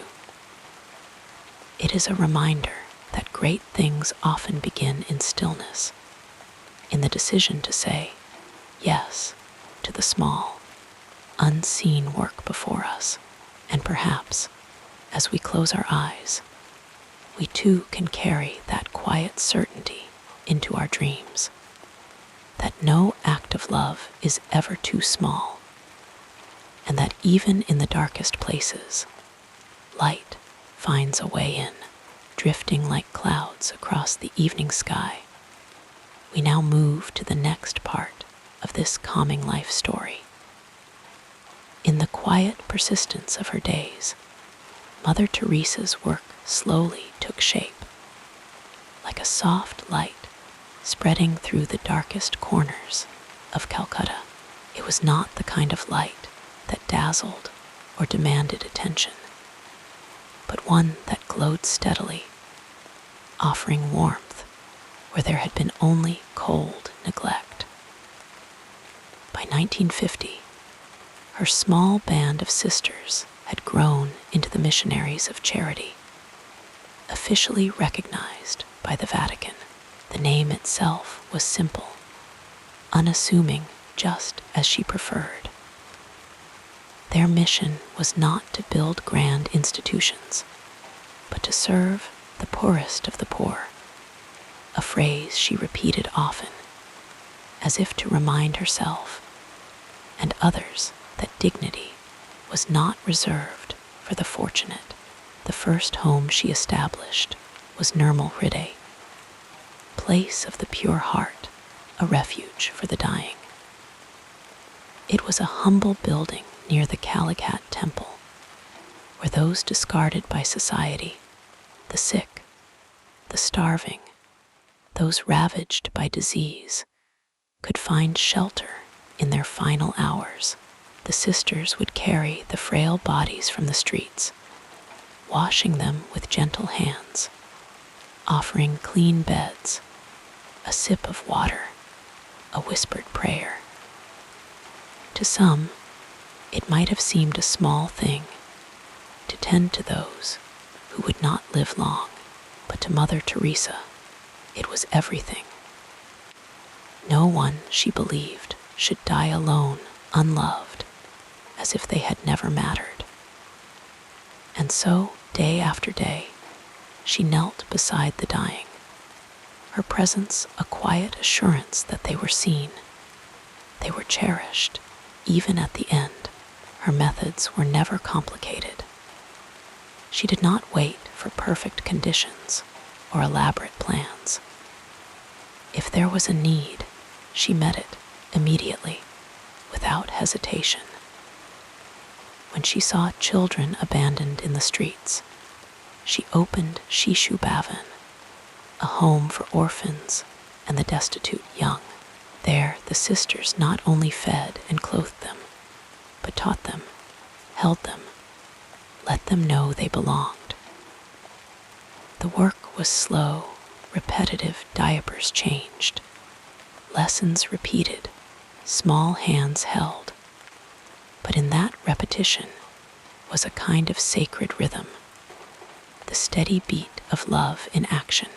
One of her most defining missions was her care for lepers, those often shunned even by their own families. In a society where the disease carried not just physical suffering, but deep stigma, Mother Teresa saw only people in need of compassion. She established mobile clinics where sisters and volunteers would clean wounds, distribute medicine, and offer simple kindnesses: a smile, a touch, a moment of conversation. Later, she founded a leper colony called Shanti Nagar, Town of Peace, where those afflicted could live with dignity, work, and even marry. It was a place where the outcasts became a community, where the word unclean lost its power. As the years passed, her work expanded beyond Calcutta, beyond India, to places where poverty and suffering knew no borders. The missionaries of charity opened homes in war-torn countries, in slums, in hospitals where AIDS patients lay forgotten. The pattern was always the same. She went where others did not, where the need was greatest, and she stayed. The sisters wore the same simple white saris with blue borders, a symbol of their vow to live as the poor lived. They owned nothing, asked for nothing, yet somehow what was needed always arrived: a sack of rice, a donation, a pair of hands willing to help. Mother Teresa called it divine providence, but those who knew her saw how her unwavering faith moved people to act, to give, to love a little more. Her inspiration was not drawn from grand visions, but from small, everyday encounters. She often spoke of a moment early in her work when she found a woman half-eaten by rats, lying in the street. That moment, that fragile exchange, became the heart of her mission to restore dignity where it had been stripped away. She did not see herself as a social reformer or a humanitarian in the traditional sense. She was simply a servant, a vessel of love, and in that simplicity lay her greatest strength. The impact of her work was not measured in statistics, though the numbers were staggering. Hundreds of thousands fed, sheltered, cared for. The real impact was in the unseen moments. The man who died with a name instead of a number, the child who learned to read, the leper who felt a human touch for the first time in years. It was in the way her presence seemed to soften the hardest of places, as if her very being whispered that love was always possible, even here, even now. And so, as we let our thoughts drift like candlelight flickering in a quiet room, we can imagine her still, moving through the shadows, her steps slow but sure, her hands never idle. She did not seek recognition, yet it found her the Nobel Peace Prize in 1979, invitations to speak before kings and presidents. But even then, she remained unchanged. Her message always the same: love begins at home, in the small things, in the moments we might overlook. Perhaps the most remarkable thing about her legacy is how ordinary it seemed in the doing. There were no grand speeches, no dramatic rescues, only the quiet, relentless choice to love, one person at a time. And in that simplicity, she showed the world that holiness was not a distant ideal, but something woven into the fabric of daily life, in the washing of feet, the sharing of bread, the holding of a hand as sleep draws near. Let us carry this thought with us, that the greatest work is often done in whispers, not shouts, in the tender, patient acts that go unnoticed. And like Mother Teresa, may we too find the courage to love without counting the cost, to see the sacred in the small, and to trust that even the faintest light can pierce the darkest night. As your breathing becomes more regular, let us continue with the next chapter of our biography. Imagine, for a moment, the soft rustling of a nun's habit as she walks down a quiet street in Kolkata, then still known as Calcutta. In the year 1946, the air is thick with heat, the scent of dust and spices lingering in the humid breeze. Mother Teresa, then simply Sister Teresa, is on a train ride that will change not only her life, but the lives of countless others. She describes it later as a call within a call, a moment when she feels God speaking to her, asking her to leave the safety of the convent and serve the poorest of the poor in the slums. It is a pivotal moment, one that could have been easily dismissed as mere exhaustion or imagination. But she listens, she obeys, and with that quiet decision, the course of her life bends toward a path few would dare to tread. Had she chosen differently, had she stayed within the familiar walls of the Loreto convent, where she had been teaching comfortably for years, the world might never have known her name. The missionaries of charity, the order she would later found, would never have come into being. The countless souls she lifted from the gutters, the hands she held in their final moments, the abandoned children she cradled, all of them might have been left without that gentle presence. But she stepped forward, trusting in a voice only she could hear. And in doing so, she became a light for those who had long been left in darkness. 2 years later, in 1948, she takes another irreversible step. She exchanges her traditional nun's habit for the simple blue-bordered white sari that would become her signature. It is more than a change of clothing. It is a symbol of her complete identification with the poor. She wants no barrier between herself and those she serves. The sari is cheap, easy to wash, and humble, just like the women she walks among. This small, deliberate choice speaks volumes. Without words, she tells the world that she is no longer separate, no longer above. She is one of them. And then comes the day she walks into the slums for the first time, carrying nothing but faith and a heart full of determination. She has no money, no supplies, no plan beyond the certainty that she is meant to be there. She begins by teaching children to read, scratching letters into the dirt with a stick. She tends to the sick, washing wounds with whatever clean water she can find.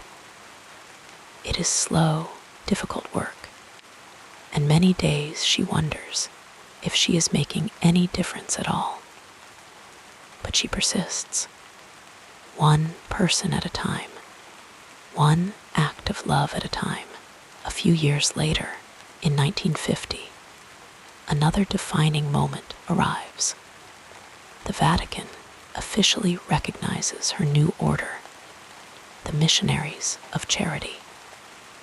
This approval is not just a formality, it is a validation of her calling, a sign that her small, seemingly insignificant work matters in the eyes of the Church. Without this recognition, her mission might have remained a solitary effort, easily forgotten. But with it, she gains the ability to train others, to expand her reach, to ensure that her work will continue long after she is gone. Imagine if she had hesitated, if she had doubted whether she was worthy or capable of leading an order. The sisters who would one day serve alongside her, women who would carry her legacy forward, might never have joined her. The homes for the dying, the orphanages, the clinics, all of them might have remained unrealized dreams. But she does not falter. She moves forward, one quiet decision at a time, trusting that each step is guided by a purpose greater than herself. One of the most heartbreaking and yet transformative moments comes when she opens Nirmal Hriday, the home of the pure heart, a place where the dying poor can spend their final hours with dignity. Many question her, why waste time on those who cannot be saved? But she insists that every life, no matter how brief or broken, is precious. She kneels beside strangers, holding their hands, whispering prayers, ensuring that no one dies alone. Had she listened to the voices of practicality, of efficiency, those last moments of comfort would have been lost. But she chooses love over logic, and in doing so, she shows the world what true compassion looks like. As the years pass, her work expands beyond India, reaching the forgotten corners of the world: leper colonies, war zones, shelters for the homeless. Each new mission is a risk, a step into the unknown, but she goes anyway, never counting the cost, never measuring her efforts by success or failure. She simply does what is put before her, trusting that even the smallest act of kindness carries weight in the eyes of God. And then comes the Nobel Peace Prize in 1979, an honor that brings her face to face with kings, presidents, and the world's most powerful people. She could have used this platform to speak of policy, of grand solutions. Instead, she speaks of love, simple, personal, everyday love. She tells the world that peace begins in the home, in the way we treat those closest to us. It is not the message many expect, but it is the one she has carried all along. Had she allowed fame to change her, had she traded her humble sari for finer robes, her message might have lost its power. The poor, hardened by years of neglect, sometimes mistrusted her motives. One man, a dying leper named Rajiv, initially refused her care, convinced that no one would touch him without expecting something in return. Day after day, she returned to him, speaking softly, cleaning his wounds without flinching, until one afternoon, he finally allowed her to lift a cup of water to his lips. That small surrender was the beginning of a bond that would last until his death. A bond built not on grand gestures, but on the quiet, patient work of trust. Her collaboration with Father Celeste van Exem, a Jesuit priest, became another cornerstone of her mission. He was her spiritual advisor, the one who helped her navigate the church's bureaucracy when she sought permission to leave the convent and establish her own order. Their correspondence, was filled with both practical guidance and profound spiritual insight, his letters often arriving just when she needed reassurance, when doubts crept in, when the work felt impossible, when the suffering around her seemed too vast to touch. He reminded her that even the smallest acts of love were sacred. Then there was Jacqueline de Decker, a woman from Belgium who wrote to Mother Teresa after reading about her work. Though chronic illness prevented Jacqueline from joining the Sisters of Charity in person, she became a spiritual co-worker, offering her pain as a prayer for the mission. Their letters span decades, a testament to a friendship that transcended distance and physical limitation. Mother Teresa often said that Jacqueline's unseen sacrifices were as vital as the hands-on work in the slums, a reminder that love could bridge any gap, even in her later years as her fame grew. Her closest relationships remained rooted in simplicity. She exchanged letters with Princess Diana, who shared her heart for the marginalized, and the two women found common ground in their desire to comfort the forgotten. But perhaps no friendship was as unexpected as the one she formed with Malcolm Muggeridge, the journalist whose documentary brought her work to the world's attention. Initially skeptical of religion, Muggeridge was transformed by what he witnessed in Calcutta, and his interviews with Mother Teresa became less about journalism and more about a shared search for meaning. Their conversations, often held over cups of tea in the missionaries of Charity's humble quarters, were a meeting of two very different souls who recognized in each other a kindred hunger for truth. Conflict, too, had its place in her story. Some within the church questioned her methods, arguing that her focus on immediate relief work overlooked the need for systemic change. Others accused her of accepting donations from unsavory sources, though she maintained that help, when given with good intention, should not be refused if it could ease suffering. These tensions never hardened her heart. Instead, they deepened her resolve to stay true to her calling, even when misunderstood. And through it all, there was the quiet presence of the people she served, the dying man whose hand she held as he took his last breath, the orphaned child who fell asleep in her arms, the homeless woman who whispered a thank you with tears in her eyes. These were the relationships that required no titles, no grand declarations, only presence.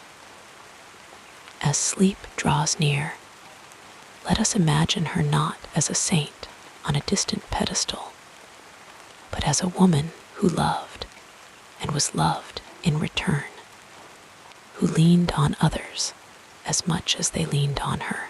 Her life reminds us that even the most extraordinary journeys are made up of ordinary moments.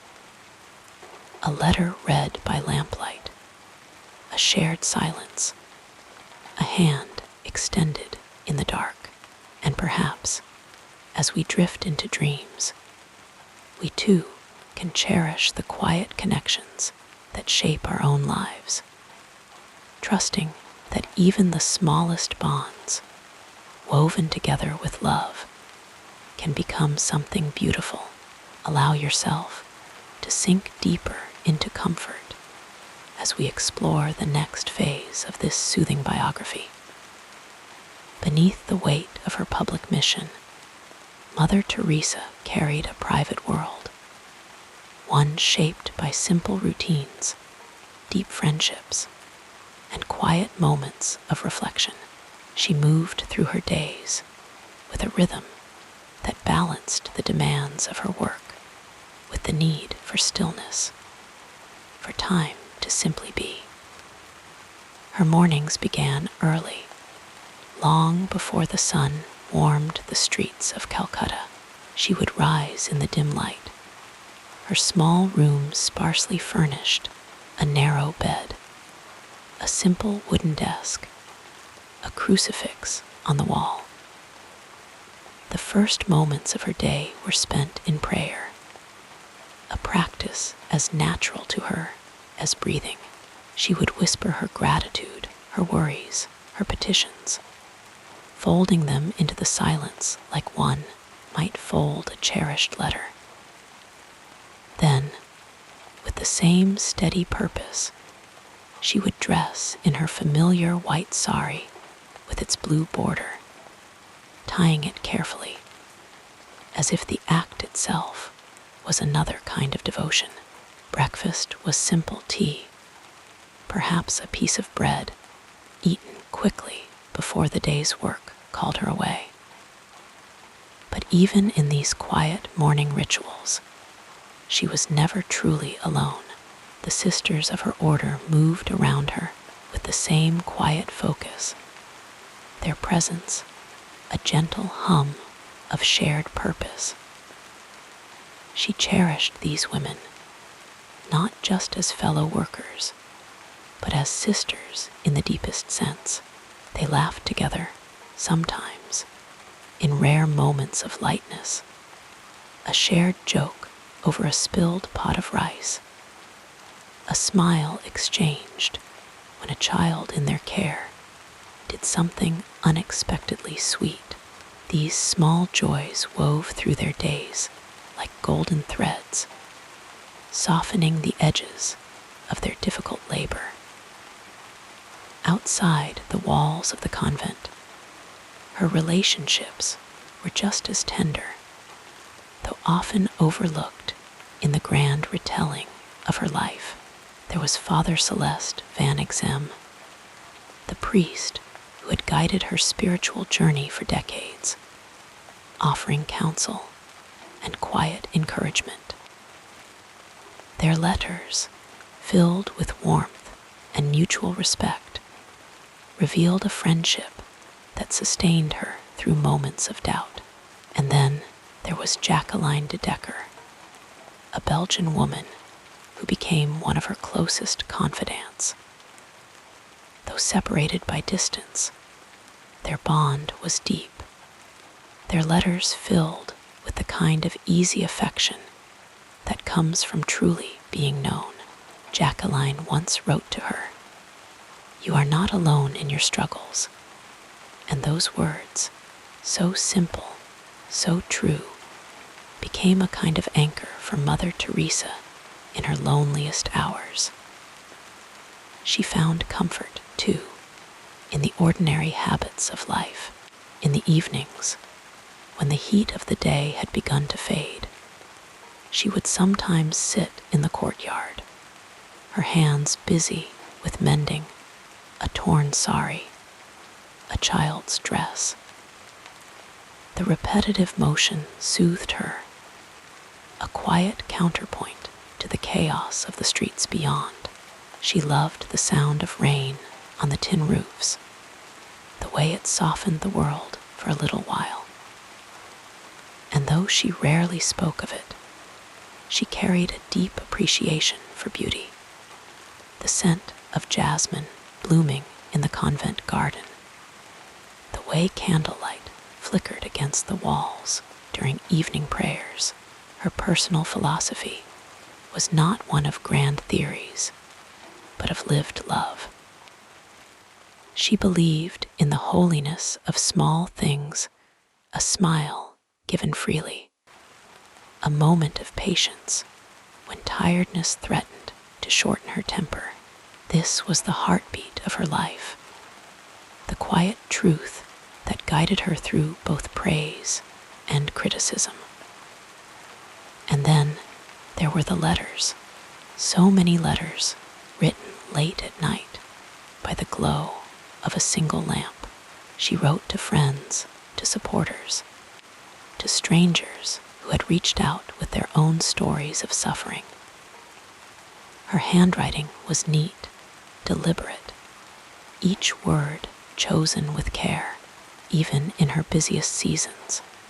She made time for this act of connection, as if she understood that words on a page could be a kind of embrace across miles.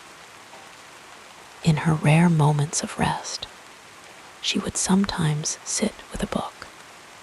Though she had little time for leisurely reading, the Bible was her constant companion, its pages worn from years of use.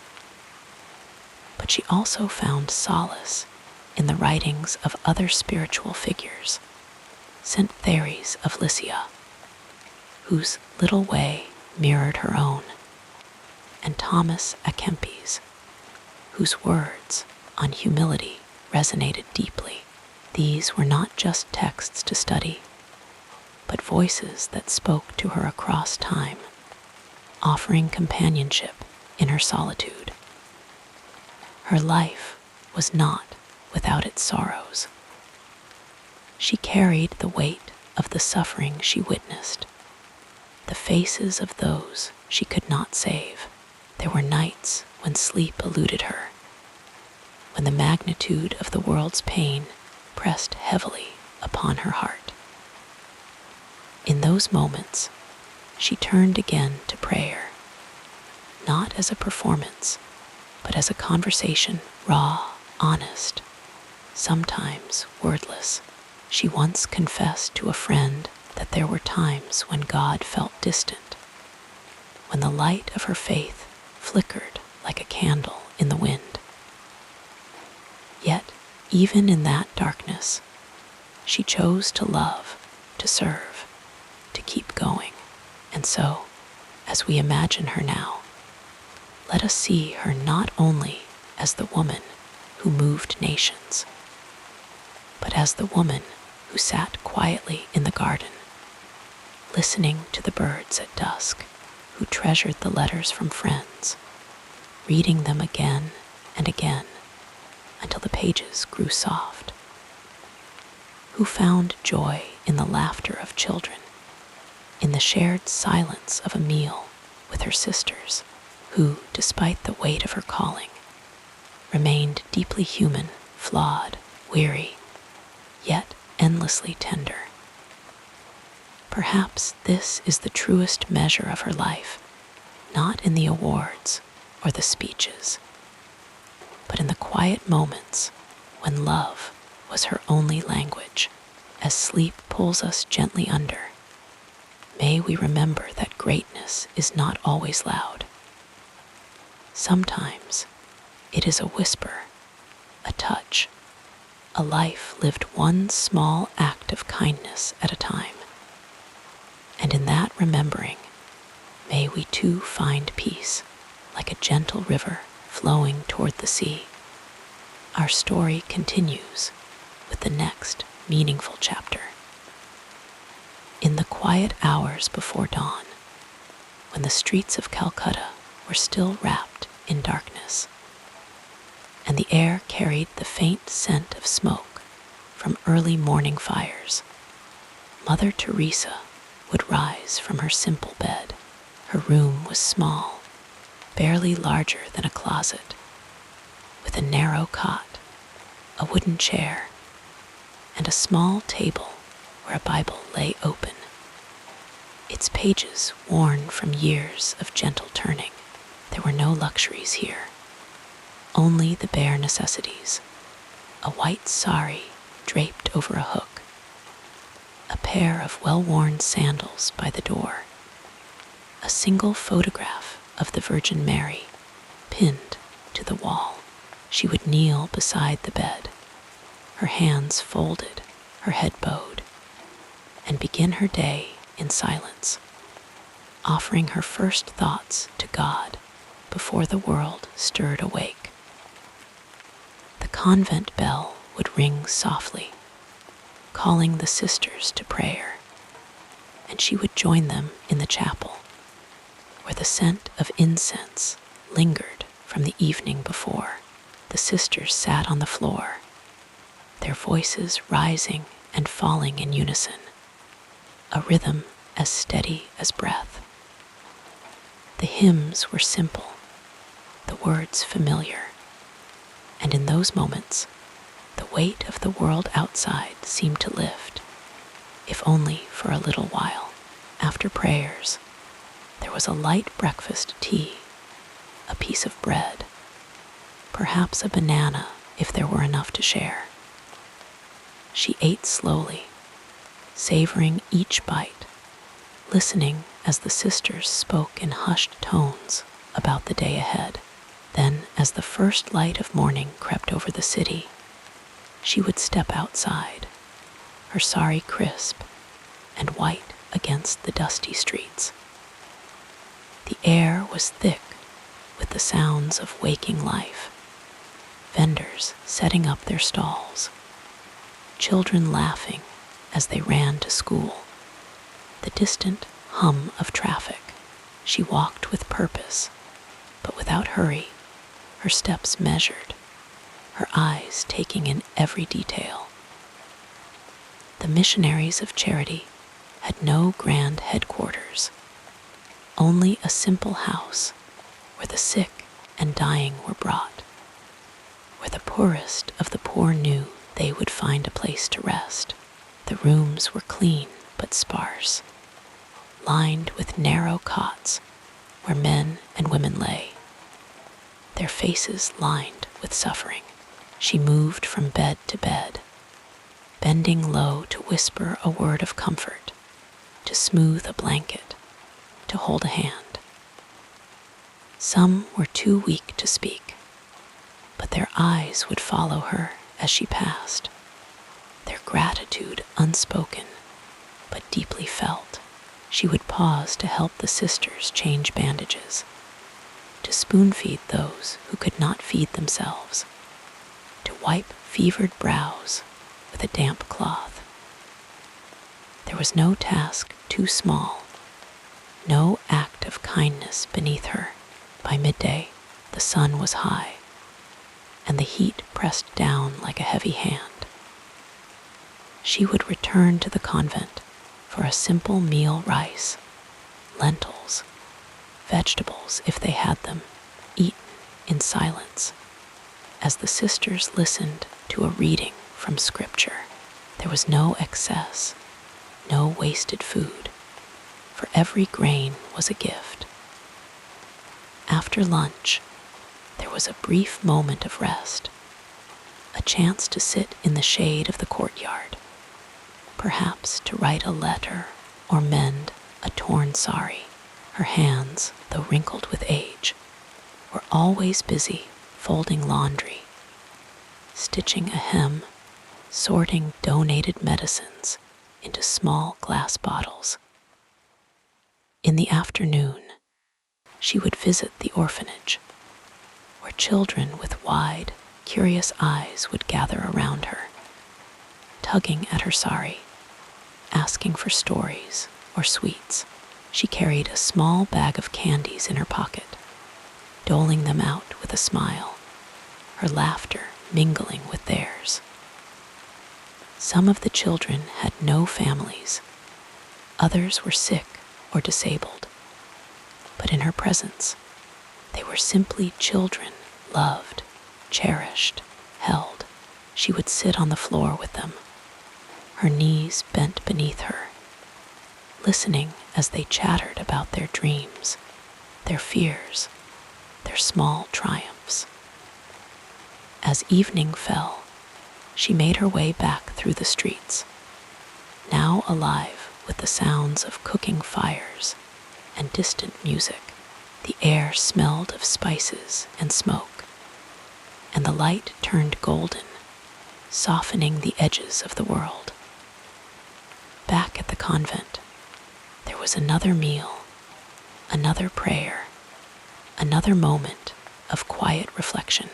Sometimes, If the night was cool, she would sit in the garden, listening to the rustle of leaves, the chirping of crickets, the distant murmur of the city. Her evenings often ended as they began in prayer. The chapel was dimly lit, the flickering candles casting long shadows on the walls. She would kneel once more, her hands folded, her heart open. Some nights, the prayers came easily. Other nights, they were heavy with doubt, with the weight of all she had seen that day. But she stayed there in the silence until peace settled over her like a blanket. Then, at last, she would return to her small room, her body weary but her spirit still. She slept lightly, rising sometimes in the middle of the night to check on a sick sister, or to pray for someone whose name had been whispered to her that day. The bed was hard, the pillow thin, but she did not complain. This was her life, not one of grandeur, but of small, steady acts of love. And so, as the stars turned overhead and the city slept, she too would close her eyes, letting the rhythm of her breath carry her into rest. Tomorrow would bring the same routine, the same struggles, the same joys. But for now, there was stillness, and in that stillness, there was peace. As your thoughts grow quieter, we'll continue our peaceful exploration of this fascinating life. Mother Teresa's philosophy was not born in grand revelations or sudden epiphanies, but in the quiet, persistent rhythm of everyday life. It was shaped by the faces of the poor, the touch of the dying, the whispered prayers in the dim light of early mornings. These words were not just a motto, but the very foundation of how she moved through the world, one small act of kindness at a time, each one infused with the depth of her belief in human dignity. From the beginning, her worldview was rooted in the idea that every person, no matter how broken or forgotten, carried a spark of the divine. She saw Christ in the leper's sores, in the hollow cheeks of the starving, in the trembling hands of the elderly abandoned on the streets. This belief did not come easily. There were moments when the suffering she witnessed shook her faith to its core. In letters to her spiritual advisors, she confessed the darkness she sometimes felt, the aching absence of God in the midst of so much pain.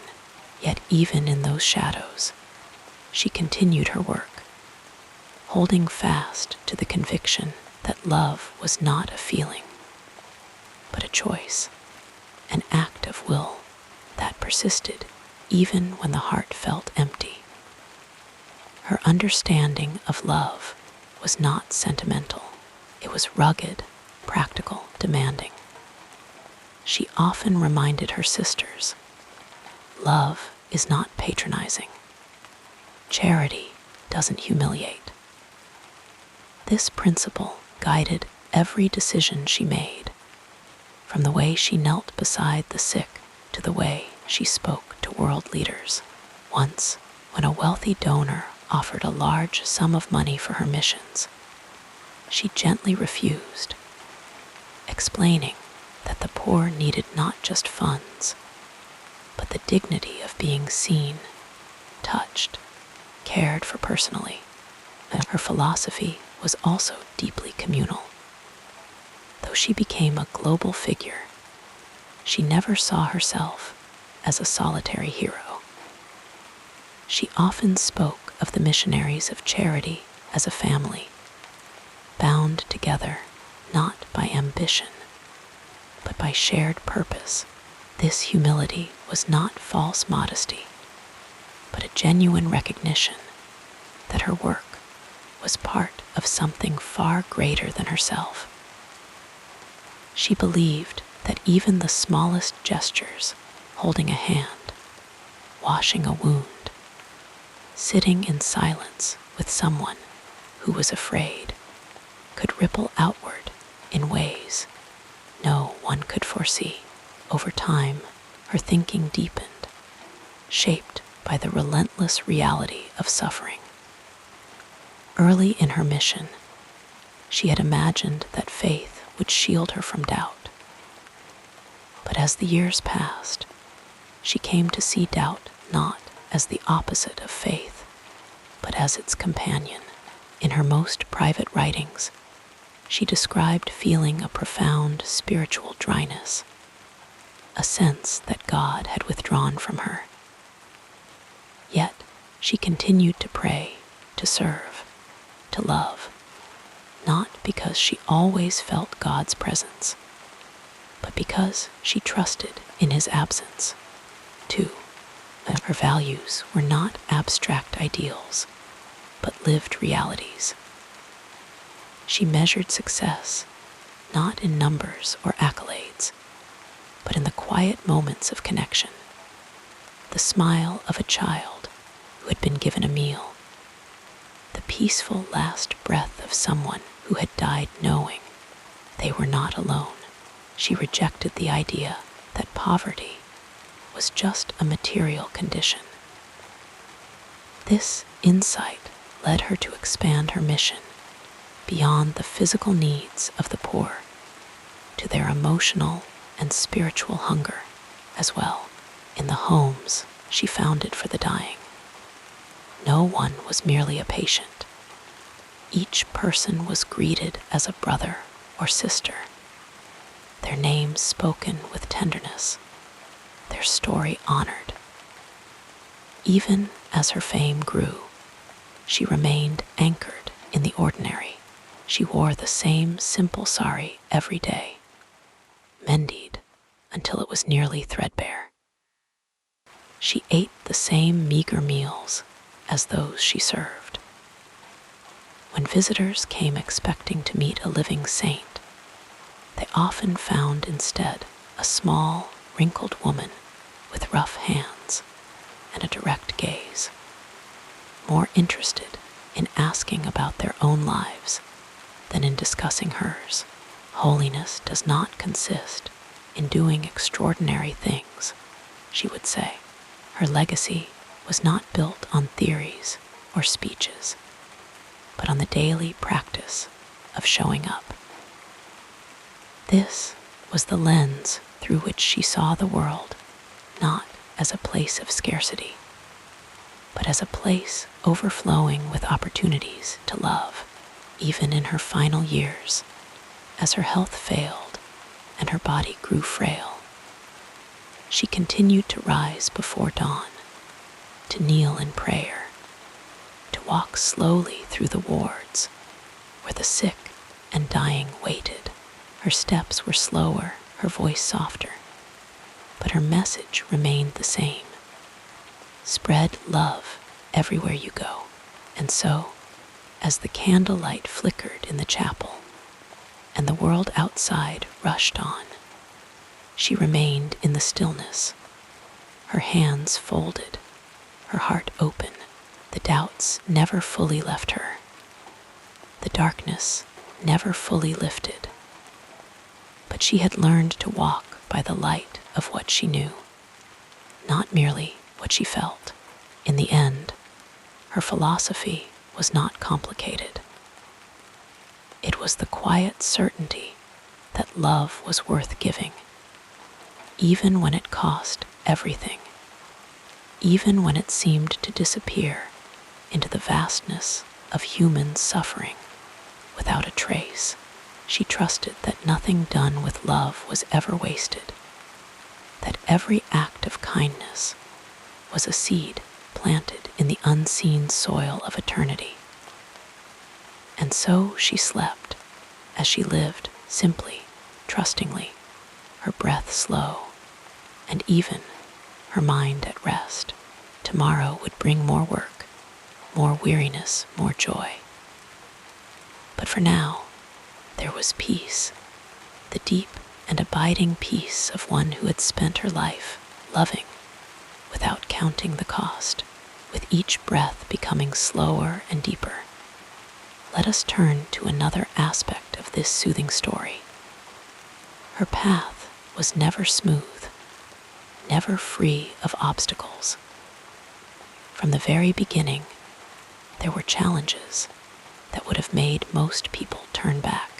When she first stepped into the slums of Calcutta, the overwhelming poverty, the stench of disease, the sheer scale of suffering could have crushed her spirit. But she did not flinch. She moved slowly, deliberately, her small frame bent under the weight of the need around her, yet her resolve unshaken. There were days when she had nothing to give but her presence, when the hunger of those she served mirrored her own emptiness, when the cries of the dying filled the air like an endless hymn of sorrow. But she stayed. In those early years, even the simplest tasks felt impossible. She had no money, no supplies, no support. She begged for food, for medicine, for scraps of cloth to bandage wounds. Some days, she was met with indifference, even scorn. People questioned her, doubted her, called her foolish for believing she could make a difference in a world so broken. But she did not argue. She only smiled softly, her hands busy with the work in front of her, her heart fixed on the belief that love was the only answer worth giving. And then there were the days when even faith felt distant.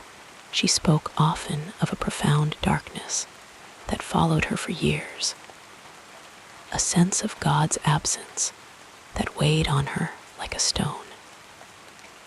In her letters, she confessed that sometimes prayer felt like speaking into silence, that her heart ached with loneliness even as she knelt in the chapel, yet she never stopped kneeling. She never stopped whispering her thanks, her pleas, her love into that silence. It was as if she understood that faith was not the absence of doubt, but the choice to keep walking even when the path was unclear. The work itself was exhausting, relentless.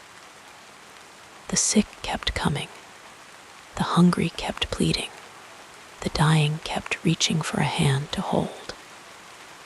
There were nights when she collapsed onto her thin mattress, her body trembling with fatigue, her mind too weary to form another thought. But morning always came, and with it, the soft chime of the chapel bell calling her back to prayer, back to the work that never ended.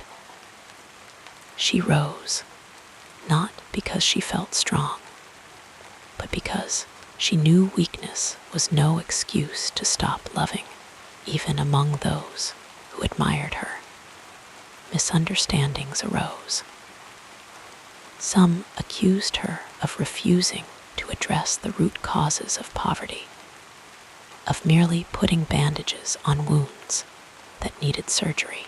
She listened quietly to these criticisms, her head slightly bowed, her fingers tracing the beads of her rosary.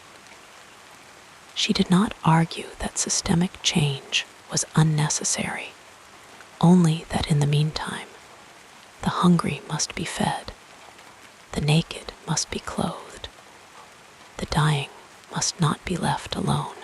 To her, love was not a theory to debate, but a call to act here and now, with whatever small offering one could give. Then there were the physical trials, the slow, wearing down of her body. Her hands grew gnarled from years of lifting the frail, bathing the sick, pressing cool cloths to fevered brows. Her back ached from bending over cots, her knees stiff from hours spent in prayer.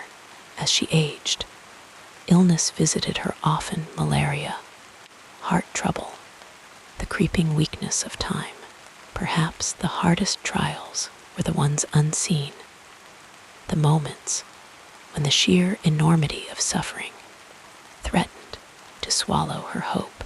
She once wrote of holding a child who did not survive the night, of watching the light fade from eyes that had only just begun to trust her.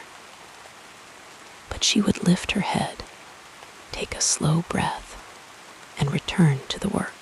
She had learned that love was not measured by visible results, but by the quiet courage to keep giving, even when the outcome was uncertain. Through it all, she clung to one truth, that joy was not the absence of suffering, but the presence of love. She laughed often, a sound like water over stones, light and unexpected. She danced with the children in the orphanage, her sari swaying, her feet bare against the floor. She found beauty in the smallest things, a flower pressed into her hand by a patient, a whispered thank you from lips too weak to speak louder. These were her reminders that love was never wasted, that every act of kindness sent ripples into the unseen.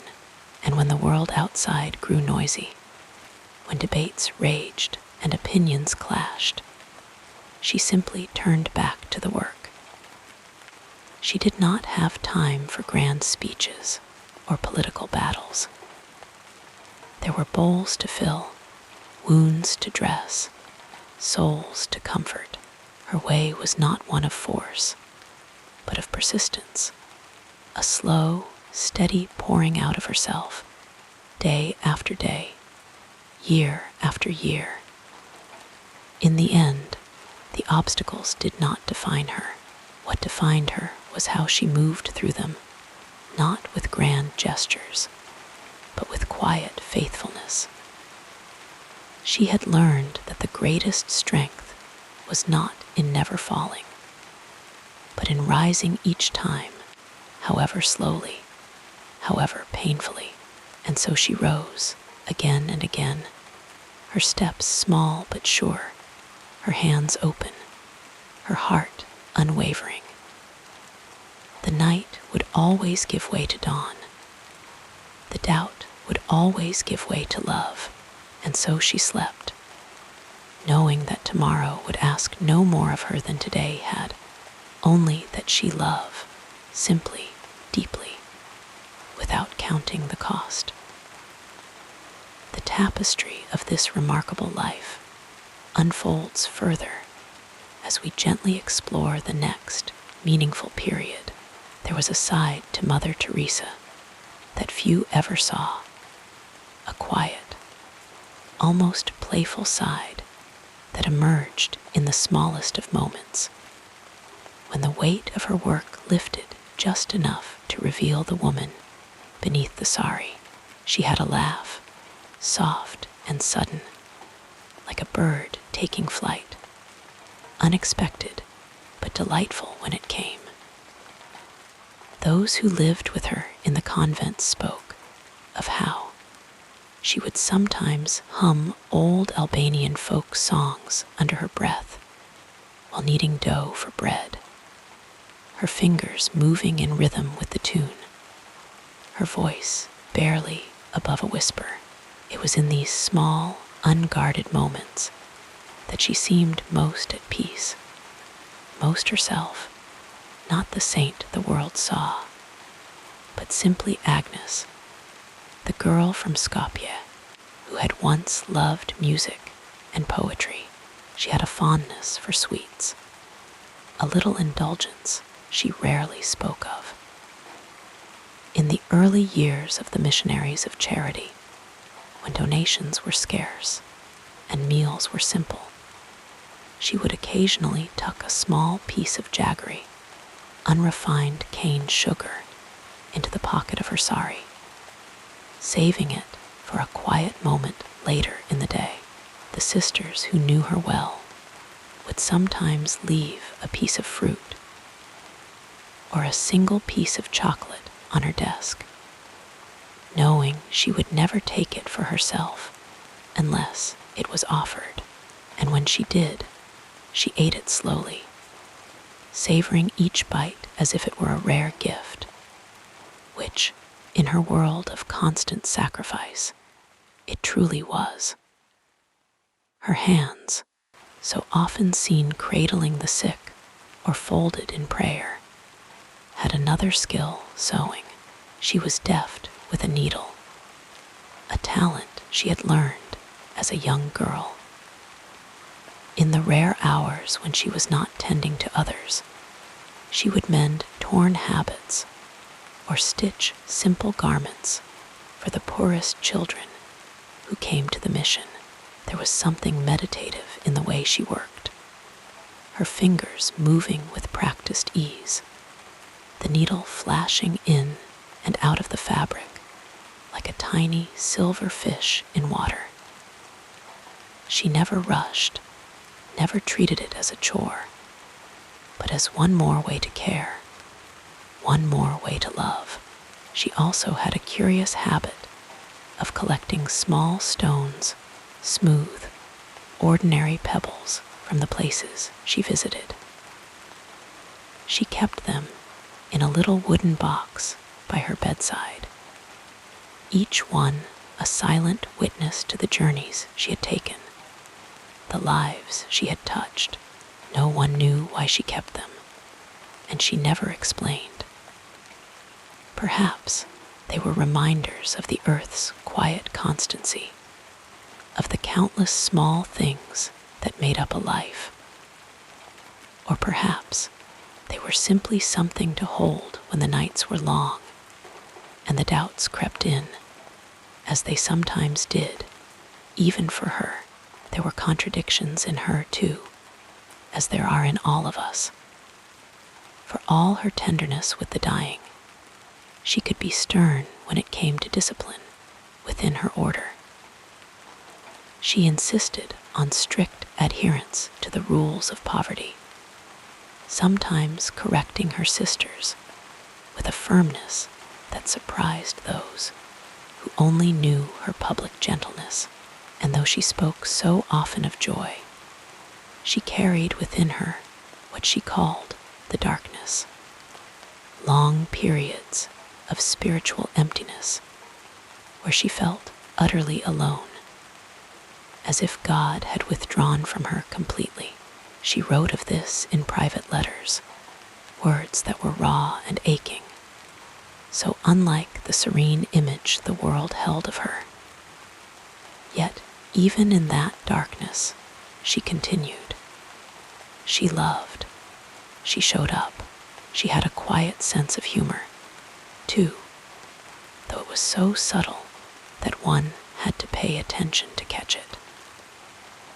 Those who knew her well recognized the dry wit in that remark, the acknowledgement that even saints need small comforts, small pauses in the relentless tide of need. In the evenings, when the heat of Calcutta softened into twilight, she would sometimes sit for a few moments on the convent's narrow balcony, her hands resting in her lap, her gaze drifting over the rooftops. She never stayed long.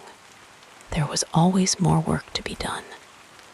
But in those brief respites, she seemed to draw strength from the sky, from the slow fading of the light. She did not speak. She did not pray aloud. She simply was, a woman suspended between heaven and earth, between the weight of the world and the quiet certainty that love was enough. And then she would rise, smoothing her sari, and step back inside, back to the work, back to the calling that had shaped her life. But for those who looked closely, there remained traces of the ordinary in her, the human in the holy. The way she sometimes tucked a stray wisp of hair behind her ear, the way her feet, bare and calloused from years of walking, made soft sounds against the floor. The way she would occasionally pause, just for a second, to watch a bird alight on the windowsill before turning back to the task at hand. These were the small things, the unseen things, the fragments of a life that could never be fully captured in stories or statues. They were the quiet reminders that holiness is not perfection, but persistence, not the absence of doubt, but the choice to love despite it. And so she moved through her days, not as an icon, but as a woman, one who laughed, who struggled, who treasured a piece of jaggery, who carried small stones in a wooden box, who sometimes sat in the fading light and simply breathed. And when at last she slept, it was as she had lived, simply, trustingly, knowing that the dawn would come, and with it, the work of love would begin again. As you settle more comfortably, our narrative flows onward like soft moonlight across still waters in the quiet hush of history, where the past unfolds like a slow, unspooling ribbon. We find the world into which Mother Teresa was born, a world trembling between wars, between empires rising and falling, between old certainties crumbling and new hopes flickering into life. It was 1910, in the city of Skopje, then part of the Ottoman Empire, a place where minarets pierced the sky and church bells rang through narrow streets, where the scent of bread baking in clay ovens mingled with the distant murmur of rivers and the rustle of leaves in the breeze. The Balkans were a patchwork of cultures, languages, and faiths, a crossroads where East met West, where empires brushed against one another like weary travelers passing in the night. Her childhood was cradled in the twilight of an ancient order. The Ottoman Empire, which had ruled for centuries, was fraying at the edges, its vast territories slipping away like sand through open fingers. By the time she turned 6, the First World War had begun, and the map of Europe was being redrawn in blood and ink. Armies marched, borders shifted, and ordinary people, farmers, merchants, children, found themselves caught in the tides of forces far beyond their control. Yet even in the midst of such upheaval, life persisted. There were still mornings when the sun rose golden over the mountains, still evenings when families gathered around flickering lamps to share stories, still moments of quiet grace in the shadow of uncertainty. When she was barely 18, she left home, stepping onto a train that would carry her across continents, away from the familiar cobblestone streets of Skopje to the misty green hills of Ireland. It was 1928, and the world was still catching its breath after the war. The roaring 20s glittered in distant cities like New York and Paris, where jazz music spilled from open windows and women in short skirts danced under spinning disco balls, but in the quiet corridors of the Loreto Abbey, time moved differently. There, among the nuns in their dark habits, she learned the rhythms of prayer, the weight of silence, the slow unfurling of a calling. From Ireland, she sailed onward to India, a land of monsoons and mango groves, of crowded bazaars and temple bells ringing at dawn. The British Empire still held sway, but the air was thick with whispers of independence, with the murmur of voices like Gandhi's, speaking of satyagraha, truth force, the power of nonviolent resistance. Calcutta, where she would spend most of her life, was a city of contrasts. Grand colonial buildings stood beside sprawling slums, where barefoot children played in alleys, and the scent of spices mixed with the acrid tang of coal smoke. The Ganges flowed on, indifferent to the struggles of those who lived along its banks, carrying prayers and ashes alike out to the sea. The 1930s and 40s were decades of hunger and hope. The Great Depression sent shockwaves across the globe, leaving breadlines in America and famine in Bengal, where millions starved under the indifferent gaze of empire. Then came the Second World War, a storm that swallowed continents, that turned cities to rubble and left broken families in its wake. Even as the war raged, India's freedom movement grew stronger, its pulse quickening with every speech, every march, every act of defiance. And through it all, she taught in a small school, her hands chalk-dusted, her voice steady as she guided her students through lessons in a world that seemed to be unraveling at the seams. It was on a train to Darjeeling, as the mist curled around the hills, and the tea plantations stretched out like emerald waves, that she felt a stirring, a quiet insistence that she must leave the convent and serve the poorest of the poor. The world outside was changing rapidly. Partition tore India and Pakistan apart, sending millions fleeing across new borders, leaving trails of sorrow in their wake.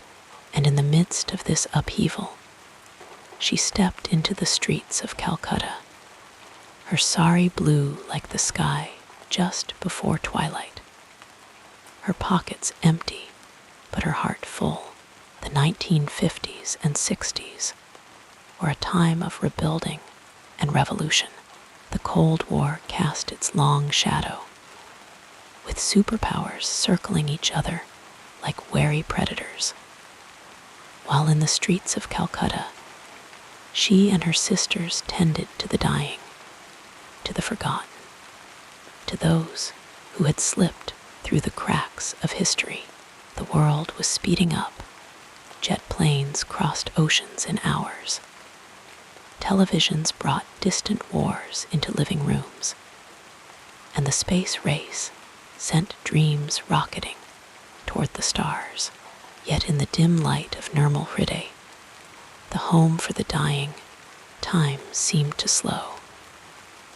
There, every breath mattered, every touch was sacred, every life, no matter how broken, was held gently, like a fragile bird cupped in open palms. By the 1970s and 80s, her small mission had grown into a global movement.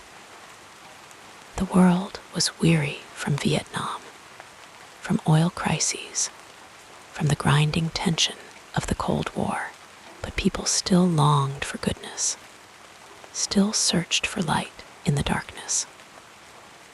And so they came volunteers from every corner of the earth, rich and poor alike, drawn by the quiet power of a woman who believed that love could be measured in bowls of rice, in bandages changed, in hands held at the edge of life.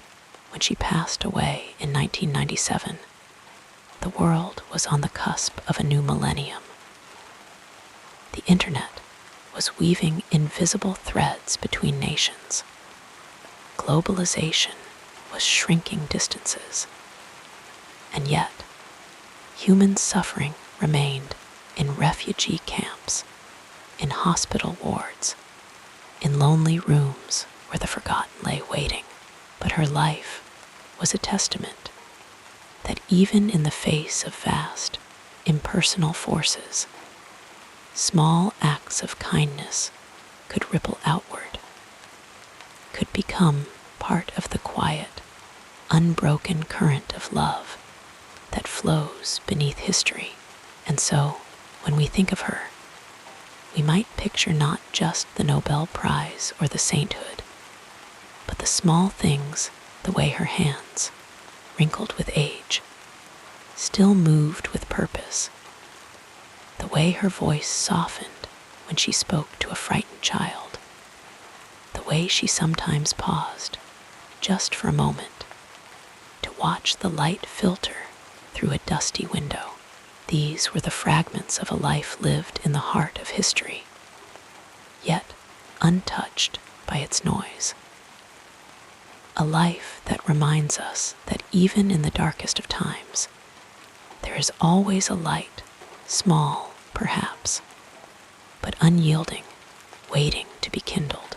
And as the night deepens and the world outside grows still, we can imagine her as she was, not as an icon, but as a woman who walked barefoot through the streets, who knew the weight of doubt and the solace of faith, who carried the sorrows of the world in her small, sturdy frame, yet never stopped believing in the dawn.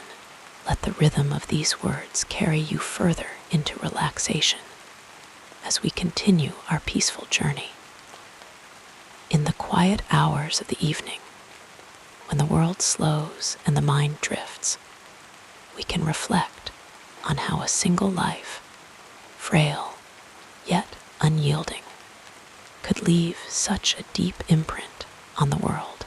Mother Teresa's influence was not measured in grand speeches or sweeping reforms, but in the way she gently shifted the way people saw suffering, service, and even themselves. Her work was like a quiet current in a vast ocean, subtle but impossible to ignore once you felt its pull. For much of the 20th century, charity was often seen as the work of institutions, large organizations with budgets and bureaucracies. But she reminded the world that kindness could be as simple as a touch, a whispered word, a presence beside someone who was dying alone. In the slums of Kolkata, where so many had turned away, she bent down to lift the forgotten, not with pity, but with reverence. She spoke of seeing Christ in the poorest of the poor, and in doing so, she changed the way people thought about poverty itself. It was no longer just a social issue to be solved, but a sacred encounter, a chance to meet the divine in the broken and the abandoned. Her missionaries of charity, founded in 1950 with nothing but faith and stubborn hope, grew into a global movement. Yet, it never lost its intimacy. The sisters still wore simple saris, still walked barefoot in some places, still lived among those they served. This was radical at a time when modernization and efficiency were prized above all else. She showed that love didn't need grand strategies. It needed hands willing to work, hearts willing to break. And in her quiet way, she challenged the very idea of success. To her, the worth of a life wasn't in wealth or achievements, but in how much one loved. The world took notice, though not always with understanding. At first, many dismissed her as a naive idealist, a woman out of step with the complexities of the modern world. But as the years passed, and her work expanded to leper colonies, to AIDS hospices, to war zones, people began to see the wisdom in her simplicity. She was not solving poverty in the way economists or politicians did, but she was doing something equally profound. She was restoring dignity. She gave the world a new language for compassion, one that didn't rely on statistics or policy papers, but on the quiet power of presence.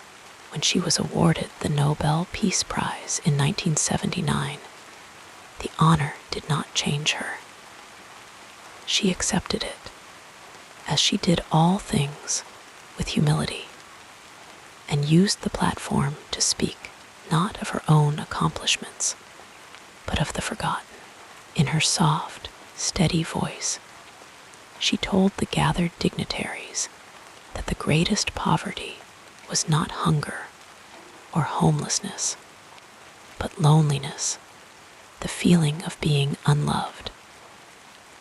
It was a message that unsettled as much as it inspired, because it asked something of everyone who heard it. She was not just calling for donations or volunteers. She was calling for a change of heart. Over time, the world began to listen. Leaders who had once prioritized power and progress found themselves moved by her unwavering focus on the marginalized. Businessmen, celebrities, and ordinary people from every corner of the globe came to Kolkata, not just to help, but to learn. Some stayed for days, others for years. They carried her lessons back to their own lives, starting soup kitchens, visiting nursing homes, or simply treating strangers with more kindness. Her influence was like a stone dropped into still water. The ripples spread far beyond where she stood, yet she was not without her critics. Some questioned her methods, her resistance to systemic change, her strict adherence to certain doctrines. But even those who disagreed with her could not deny the sincerity of her love. She never claimed to have all the answers, only to follow what she believed was God's call. And in time, many of her detractors came to respect her for that. She was not a politician or a theorist. She was a woman who saw suffering and refused to look away. After her death, the world continued to wrestle with her legacy. Books were written, documentaries filmed, debates held about the best way to serve the poor. But perhaps her greatest cultural impact was something harder to define, a shift in how people saw their own capacity for goodness. Today, her sisters still walk the streets of Kolkata and hundreds of other cities, still caring for the dying, the orphaned, the outcast. But her influence extends beyond even their devoted work. It lives in the nurse who takes an extra moment to hold a patient's hand, in the teenager who volunteers at a homeless shelter, in the businessman who donates quietly, without fanfare.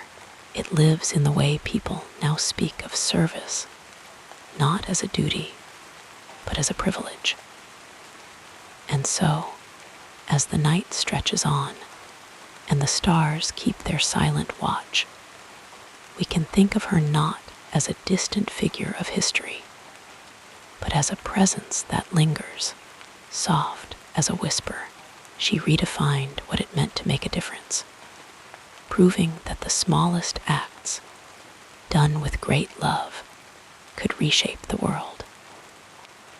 In hospitals and slums, in classrooms and quiet homes, her legacy is not in statues or plaques, but in the countless unseen moments where one person chooses kindness over indifference. Her life was a reminder that culture is not just shaped by laws and leaders, but by the way ordinary people decide to live. And though the world moves faster now, though the noise of modern life grows louder, her example remains, a quiet, steadfast call to love without counting the cost. As sleep draws near and the weight of the day begins to lift, we can take comfort in knowing that such a light once burned in the world, and that its glow still lingers, gentle and unyielding in the dark. With the gentleness of falling snow, we transition now to another meaningful chapter in this life story. There was a moment, quiet and unassuming, like so many in her life, when Mother Teresa first stepped into the slums of Calcutta. The year was 1948, and she had just left the comfort of her convent, trading the safety of its walls for the chaos of the streets. She carried no grand plan, no elaborate strategy, just a simple sari, a pair of sandals, and an unshakable belief that love must be lived, not just spoken. That first day, she knelt beside a dying woman lying in the gutter, cradling her in her arms until the woman's last breath. No cameras flashed, no headlines were written, but in that stillness, something profound had begun. One of the lesser-known stories from those early days was how she taught herself basic medicine. With no formal training, she would visit pharmacies, asking doctors to explain how to clean wounds, administer injections, and recognize common illnesses. She carried a notebook, scribbling down instructions in her careful handwriting. Once, when a man with a severely infected leg was brought to her, she hesitated. She had never treated such a wound before, but with gentle hands and a quiet prayer, she cleaned it, dressed it, and stayed by his side until the fever broke. Later, she would say that love was the most important medicine, and that sometimes simply being present was enough to heal. There were moments of unexpected humor, too, little flashes of lightness in the midst of hardship. One afternoon, a wealthy donor visited her mission, shocked by the simplicity of their meals, just rice and lentils, day after day. He asked, the man fell silent, and later, he would become one of her most generous supporters. She had a way of disarming people, not with grand speeches, but with simple truths spoken softly. Even in her busiest years, when the world began to take notice of her work, she remained rooted in small, intimate acts. One evening, a journalist followed her as she made her rounds in the home for the dying. He watched as she paused beside each person, whispering a few words, smoothing a blanket, or simply holding a hand. He asked. She looked at him, her eyes warm but weary. "I tell them they are loved," she said. Her life was filled with such quiet moments, stories that never made the news, but lingered in the hearts of those who witnessed them. Once, a young volunteer, exhausted and overwhelmed by the suffering around her, broke down in tears. Mother Teresa took her aside and handed her a broom. "Sweep the floor," she said. "Start with what is in front of you." The girl later said it was the most important lesson she had ever learned. There was also a time when Mother Teresa herself faced doubt. In letters to her spiritual advisor, she confessed that for years she felt no presence of God, only emptiness.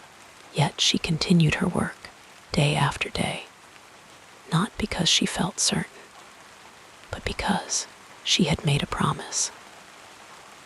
This hidden struggle made her all the more human, all the more relatable, a reminder that even saints have moments of darkness, and that faith is not the absence of doubt, but the choice to keep going. One of her most tender habits was the way she treated the children in her care. She would often kneel to meet them at eye level, listening as if their words were the most important in the world.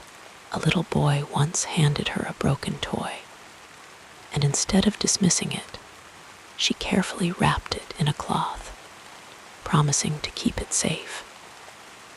To her, every life, no matter how small or seemingly insignificant, was precious. As the years passed and her mission grew, she remained astonishingly humble. When awarded the Nobel Peace Prize, she insisted on using the modest prize money to feed the poor, refusing even a celebratory banquet.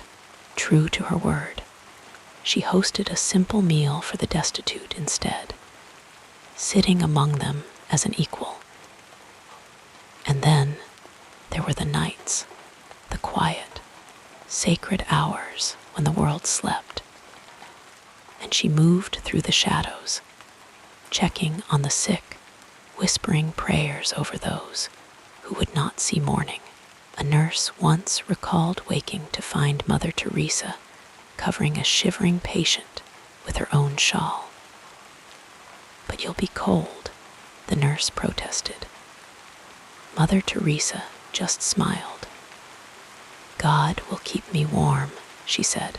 Her life was not one of dramatic gestures, but of countless uncelebrated acts, a touch, a word, a moment of attention given freely.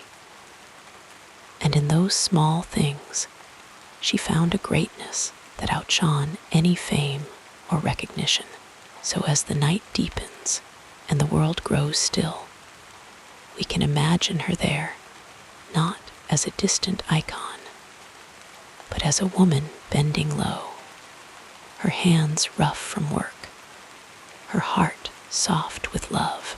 She is wrapping a blanket around a trembling body, smoothing the hair from a fevered brow, or simply sitting in the dark, keeping watch. And though she is gone, the echoes of her kindness remain, like the faintest whisper, reminding us that even in the deepest night, love is a light that never fades. Sleep now, and may her quiet example linger in your dreams, a gentle assurance that no act of love, no matter how small, is ever wasted. As your eyelids grow heavier, we'll softly explore another dimension of this fascinating biography. As the years passed, Mother Teresa's small acts of love grew into an immense legacy, one that stretched far beyond the narrow, crowded streets of Calcutta. Though her steps slowed and her hands grew more frail, her spirit remained as steady as a candle flame in a quiet room. She had spent decades tending to the forgotten, and now, in her later years, the world began to take notice. Honors and awards came to her. Some she accepted with quiet humility. Others she gently refused, always redirecting the attention back to the work itself, to the people who needed it most. She never sought recognition, yet it found her anyway. In 1979, she was awarded the Nobel Peace Prize, not for grand political achievements, but for the quiet, relentless way she had loved the unloved. When she spoke at the ceremony, her voice was soft but firm. She asked those listening to remember the poor, the lonely, the ones who felt unwanted. Even in that grand hall, surrounded by dignitaries, she spoke simply, as if she were still in the slums, whispering comfort to a dying soul. By the 1980s, her missionaries of charity had spread across the globe, hundreds of houses in dozens of countries, each one a place where the poor, the sick, the abandoned could find refuge. But she never let the scale of the work distract her from the individual. She still knelt beside beds, held hands, listened to whispered confessions. She still woke before dawn to pray, her wrinkled fingers moving over her rosary beads, her mind fixed on the day's tasks. Even as her body weakened, her presence remained a quiet force, a reminder that love was not something abstract, but something lived in the smallest, most ordinary moments. The 1990s brought new challenges. Her health began to decline, and she struggled with heart problems, with exhaustion. Yet, she refused to stop. And so she carried on, though her steps were slower, her breathing sometimes labored. She continued to visit the sick, to comfort the dying, to counsel her sisters, to pray. Even in frailty, she was a steady light, and those around her marveled at her endurance, not just of body, but of spirit. In 1997, after a lifetime of giving, her body finally grew tired. She passed away on September 5th, surrounded by the sisters who had worked beside her for so many years. The world mourned not just the loss of a saintly figure, but the absence of a presence that had, in its quiet way, touched millions. Her funeral was simple, as she would have wanted, but the streets of Calcutta were filled with people from every walk of life, rich and poor, young and old, those she had helped, and those who had only ever heard of her from afar. They came not to mourn a celebrity, but to honor a woman who had shown them what it meant to love without condition. And then, in the years that followed, something remarkable happened. The work did not stop. The missionaries of charity continued. The homes for the dying stayed open. The sisters still walked the streets, still knelt beside the sick, still whispered words of comfort. Mother Teresa had always known that the mission was never about her. it was about the love she served. And so, even after her passing, that love lived on, carried forward by those who had been inspired by her example. In 2003, she was beatified by the Catholic Church, the first step toward sainthood. The title blessed was placed before her name, but those who had known her best would have said she was already a saint in the way she lived, not because of miracles performed, but because of the countless small kindnesses she had offered without hesitation. Then, in 2016, she was officially canonized, declared Saint Teresa of Calcutta. Yet, even this formal recognition felt secondary to the real legacy she left behind, a world where more people understood that love was not measured in grand gestures, but in the willingness to see the invisible, to touch the untouchable, to stay when others walked away. Today, if you walk through the streets where she once worked, you might still feel her presence, not as something ghostly, but as a quiet hum of compassion in the air. The homes she founded still stand, still welcome those in need. The sisters still wear their simple white saris with blue borders, still move through the world with the same gentle determination she once had. Her life was a testament to the idea that no act of kindness is too small, no gesture of love too insignificant. She showed us that the world is changed not by the loudest voices, but by the quietest hands, the ones that feed the hungry, that hold the dying, that wipe away tears.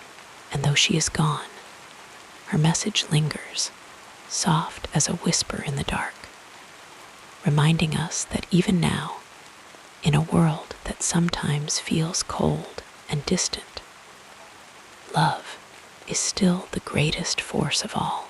So as you drift toward sleep tonight, let her story settle over you like a warm blanket. Imagine her there, in the dim light of a hospice room, smoothing a wrinkled sheet, murmuring a prayer. She is not a distant figure on a pedestal, but a woman who knew the weight of sorrow and still chose to love. And in that choice, she left behind a light, one that still glows in the dark, guiding us toward kindness, toward tenderness, toward the quiet, unshakable belief that no one is beyond the reach of love. Rest now, and may her gentle spirit remind you that even in the smallest moments, even in the deepest night, love is always enough. The gentle cadence of our story continues, flowing like a peaceful stream through the next chapter.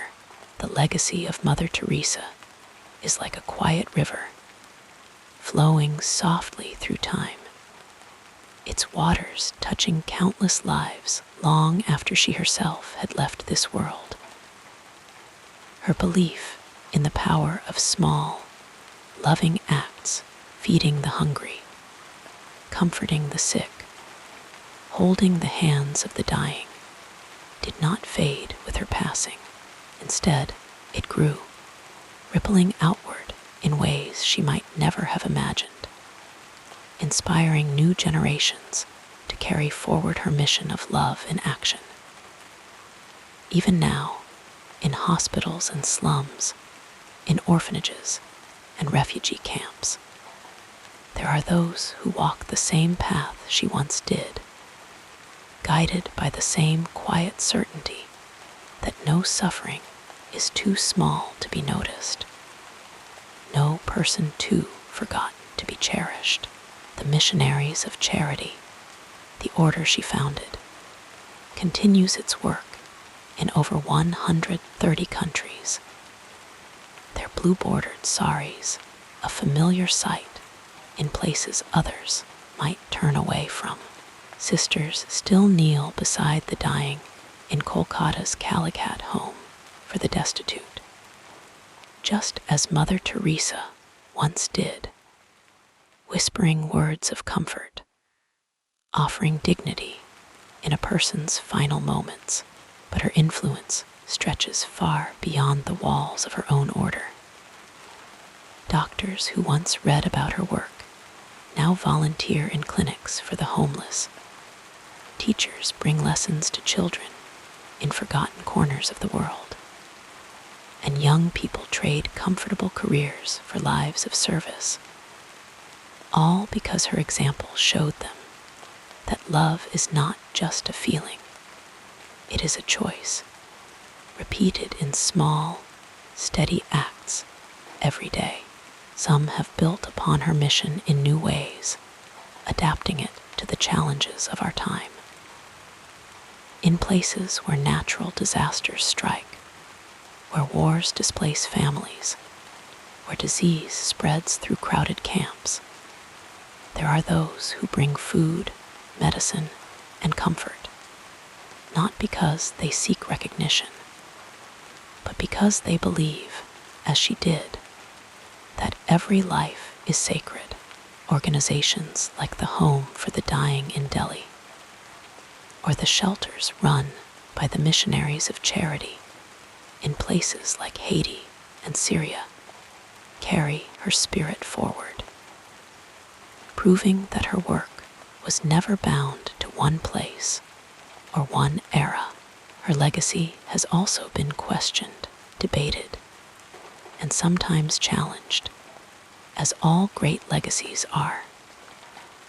Critics have asked whether her focus on suffering glorified pain rather than fighting its root causes, whether her unwavering faith left room for questioning the systems that create poverty.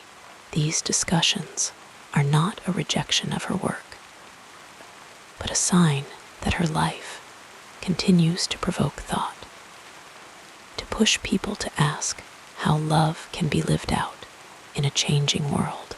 And perhaps that, too, is part of her enduring influence, not just the answers she gave, but the questions she inspires. Yet, even amid these debates, her central message remains untouched, that love must be given freely, without condition, to those who need it most. In an age of noise and distraction, her voice still cuts through, soft but insistent, reminding us that the greatest revolutions often begin not with grand speeches, but with a bowl of rice given to a hungry child, a blanket draped over shivering shoulders, a hand held in the dark.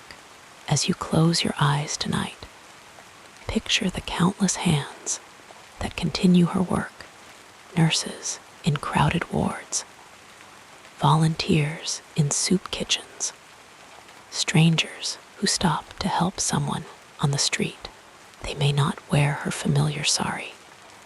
They may not even speak her name, but they are part of the same quiet current of kindness she set in motion so long ago. And in their actions, her spirit lives on, gentle as a candle's glow in the night, persistent as the tide, whispering to us still that love is worth giving, that no act of compassion is ever wasted. Breathe deeply. Let the weight of her story settle over you like the softest blanket.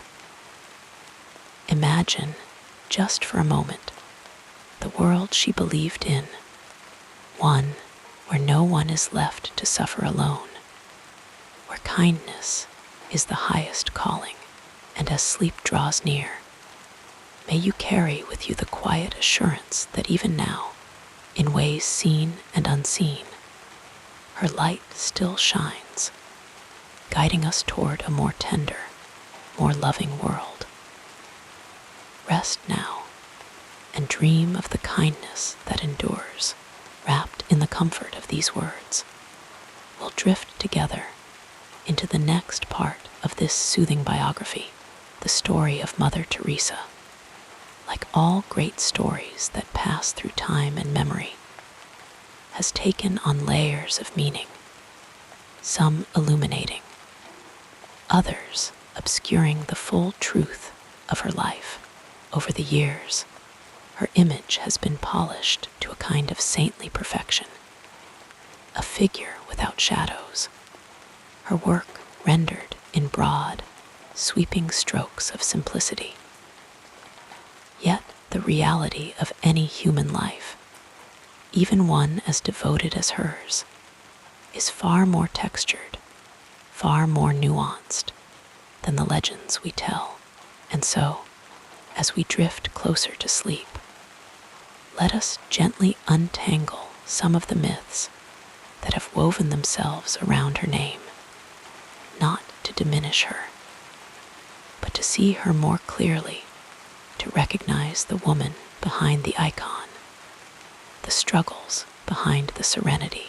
One of the most persistent misconceptions is that her work was universally embraced, that the world immediately recognized her goodness and rallied to her cause. But in truth, her mission began in obscurity, in the narrow alleys of Calcutta, where suffering was so commonplace that few even noticed it anymore.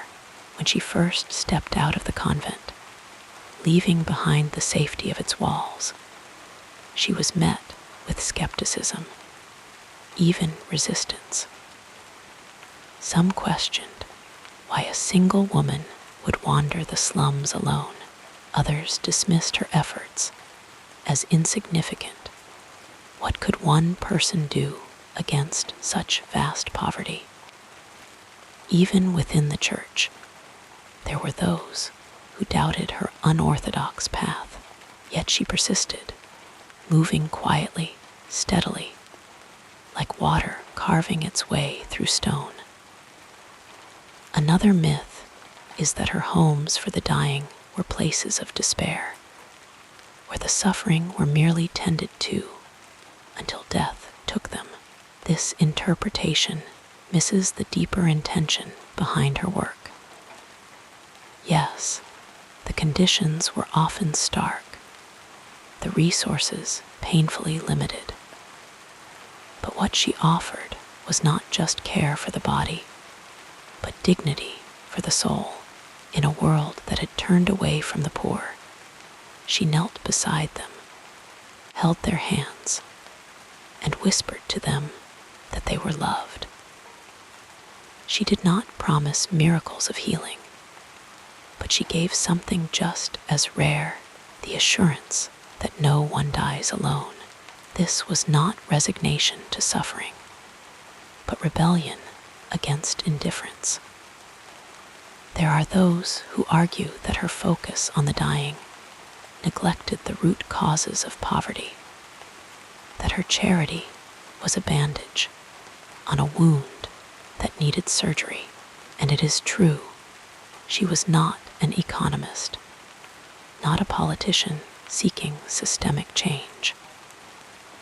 But this critique overlooks the heart of her philosophy, that before any grand solutions can take hold, there must first be a recognition of the individual's worth. She did not see herself as solving poverty, but as responding to the person in front of her. In a way, her work was a quiet protest against the idea that some lives matter less than others. She did not build institutions to last centuries. She built moments of tenderness, one by one, believing that love was its own kind of revolution. Then there is the question of her faith, often simplified into an unshakable certainty. The truth is more human, more relatable. In private letters, she confessed to years of spiritual darkness, a feeling of God's absence that haunted her even as she served the poorest of the poor. This was not doubt in the conventional sense, but a profound loneliness, a sense of walking forward without the comfort of feeling guided. And yet, she continued, some have taken this as proof of hypocrisy. How could she speak of God's love while feeling none of it? But perhaps it is the opposite. Her greatest act of faith was not in the moments of light, but in the long nights when she acted on love alone, without the reassurance of divine presence. Even her famed humility has been mythologized, turned into a kind of otherworldly detachment from recognition. But she was not indifferent to the awards, the media attention, the Nobel Prize. She accepted them, not for herself, but for the work, because she understood that fame could be turned into food, medicine, shelter. Some saw this as a contradiction. How could someone so humble seek the spotlight? But she was never interested in purity of image, only in the practical question of how to help more people. If a photograph brought donations, she would pose. If a speech moved hearts to action, she would speak. And then there are the criticisms, the voices that question the quality of care in her homes, the financial opacity of her organization, the alliances she made with controversial figures. These are not questions to dismiss lightly, for they remind us that no one is beyond examination, that even saints are human. Yet, even these debates often miss the larger truth that she worked in impossible conditions, with limited means, doing what she believed was right in the moment. She was not infallible. She made choices that can be questioned, but the core of her message, that love must be given without condition, remains untouched by these complexities. Perhaps the greatest myth of all is that she was a solitary figure, a lone light in the darkness. But she was never alone. Around her grew a community of sisters, volunteers, ordinary people who joined her not because they believed in perfection, but because they believed in the next small act of kindness. She did not create a movement of grand gestures, but of countless quiet moments, someone washing a wound, spooning broth into a weak mouth, sitting silently with the frightened. These were the real miracles, the ones that never made headlines. So as you lie here, drifting toward sleep, let go of the simplified stories, the black and white portrayals. See her instead as she was, a woman of depth and contradiction, of unwavering conviction and very human struggle. She did not walk on water. She walked in the dirt of the slums, her feet as dusty as those she served. And in that truth, there is a different kind of beauty, a more comforting one. For if even she had shadows, then perhaps we need not fear our own. And so, rest now, knowing that the work of love is not about perfection, but persistence, not about sainthood, but showing up again and again in the places where the world has turned away. However her story is told or untold, the essence remains.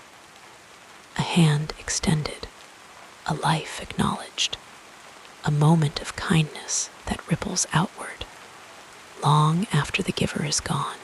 Sleep, and may you dream not of flawless heroes, but of the quiet, imperfect grace that changes the world one gentle act at a time. Now, as we continue our gentle journey through this remarkable life, let us explore the next chapter as we come to the end of this gentle reflection on Mother Teresa's life. Let us linger a little longer in the quiet spaces of her story, the moments between the headlines, the unspoken acts that defined her far more than any title or award. She was, above all, a woman who chose to see the invisible, to touch the untouchable, and to love when love seemed impossible. And though she has been called a saint, she would have been the first to remind us that holiness is not found in perfection, but in the willingness to kneel beside the suffering and stay there, even when the world looks away. Her legacy is not measured in grand monuments or sweeping reforms, but in the small, tender gestures that continue long after her passing. The missionaries of charity, the order she founded, still walk the same streets she once did, still bend low to wash the feet of the dying, still whisper words of comfort to those who have been forgotten. The homes she opened Nirmal Hriday, the place of the pure heart, still stand as quiet refuges where the poorest of the poor are welcomed not as burdens, but as friends. These places do not make the news, and perhaps that is how she would have wanted it. For her, the truest work was always done in the shadows, where no applause could reach. And yet, even in her humility, her influence has rippled far beyond the slums of Calcutta. She became, in time, a symbol not of distant, untouchable virtue, but of something far more accessible. The idea that love is not a feeling, but a choice. That it is possible, even in a broken world, to respond to cruelty with kindness, to answer indifference with tenderness. Of course, she was not without her critics, and her story is not one of uncomplicated heroism. She wrestled with doubt, with loneliness, with years of spiritual darkness that she carried in silence. Some questioned her methods, her alliances, the stark conditions of her missions. But perhaps even these complexities are part of her enduring lesson that no life is without its shadows, no path without its stumbling blocks. What matters is not that she was flawless, but that she kept walking, kept loving, even when the road was hard. Today, she is remembered in many ways. To some, she is a saint, canonized by the Church, her name spoken in prayers. To others, she is a moral compass, a reminder that the measure of a life is not in wealth or power, but in how deeply one cares for those the world discards.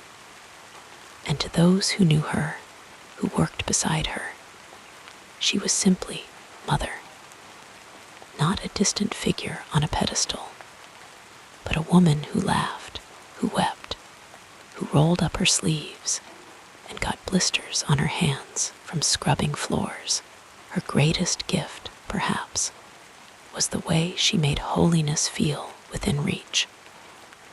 She did not ask for extraordinary sacrifices, only for ordinary people to do what they could where they were. A smile to a stranger, a meal shared, a moment of patience when frustration rises. These, too, are the threads of her legacy, woven into the fabric of daily life. As you rest now, let your thoughts settle like soft dust after a long day's journey. Imagine her not as an icon, but as a woman who knew the weight of weariness, the ache of doubt, and who still chose, again and again, to light a candle in the dark. Her life whispers to us across the years, you need not be perfect to be kind. You need not be fearless to be brave. The world is changed not in one dramatic moment, but in the quiet accumulation of small, steadfast acts. So close your eyes, and as sleep draws near, picture the countless hands that continue her work: nurses, teachers, neighbors, strangers, each carrying a little of her spirit into the world. There is comfort in knowing that love does not end, that kindness is a flame passed from one heart to another, never extinguished. May your dreams be gentle, filled with the warmth of small mercies and the quiet assurance that no act of love, however humble, is ever wasted. And when you wake, may you carry with you this truth, that the most ordinary moments, touched by grace, can become the most sacred.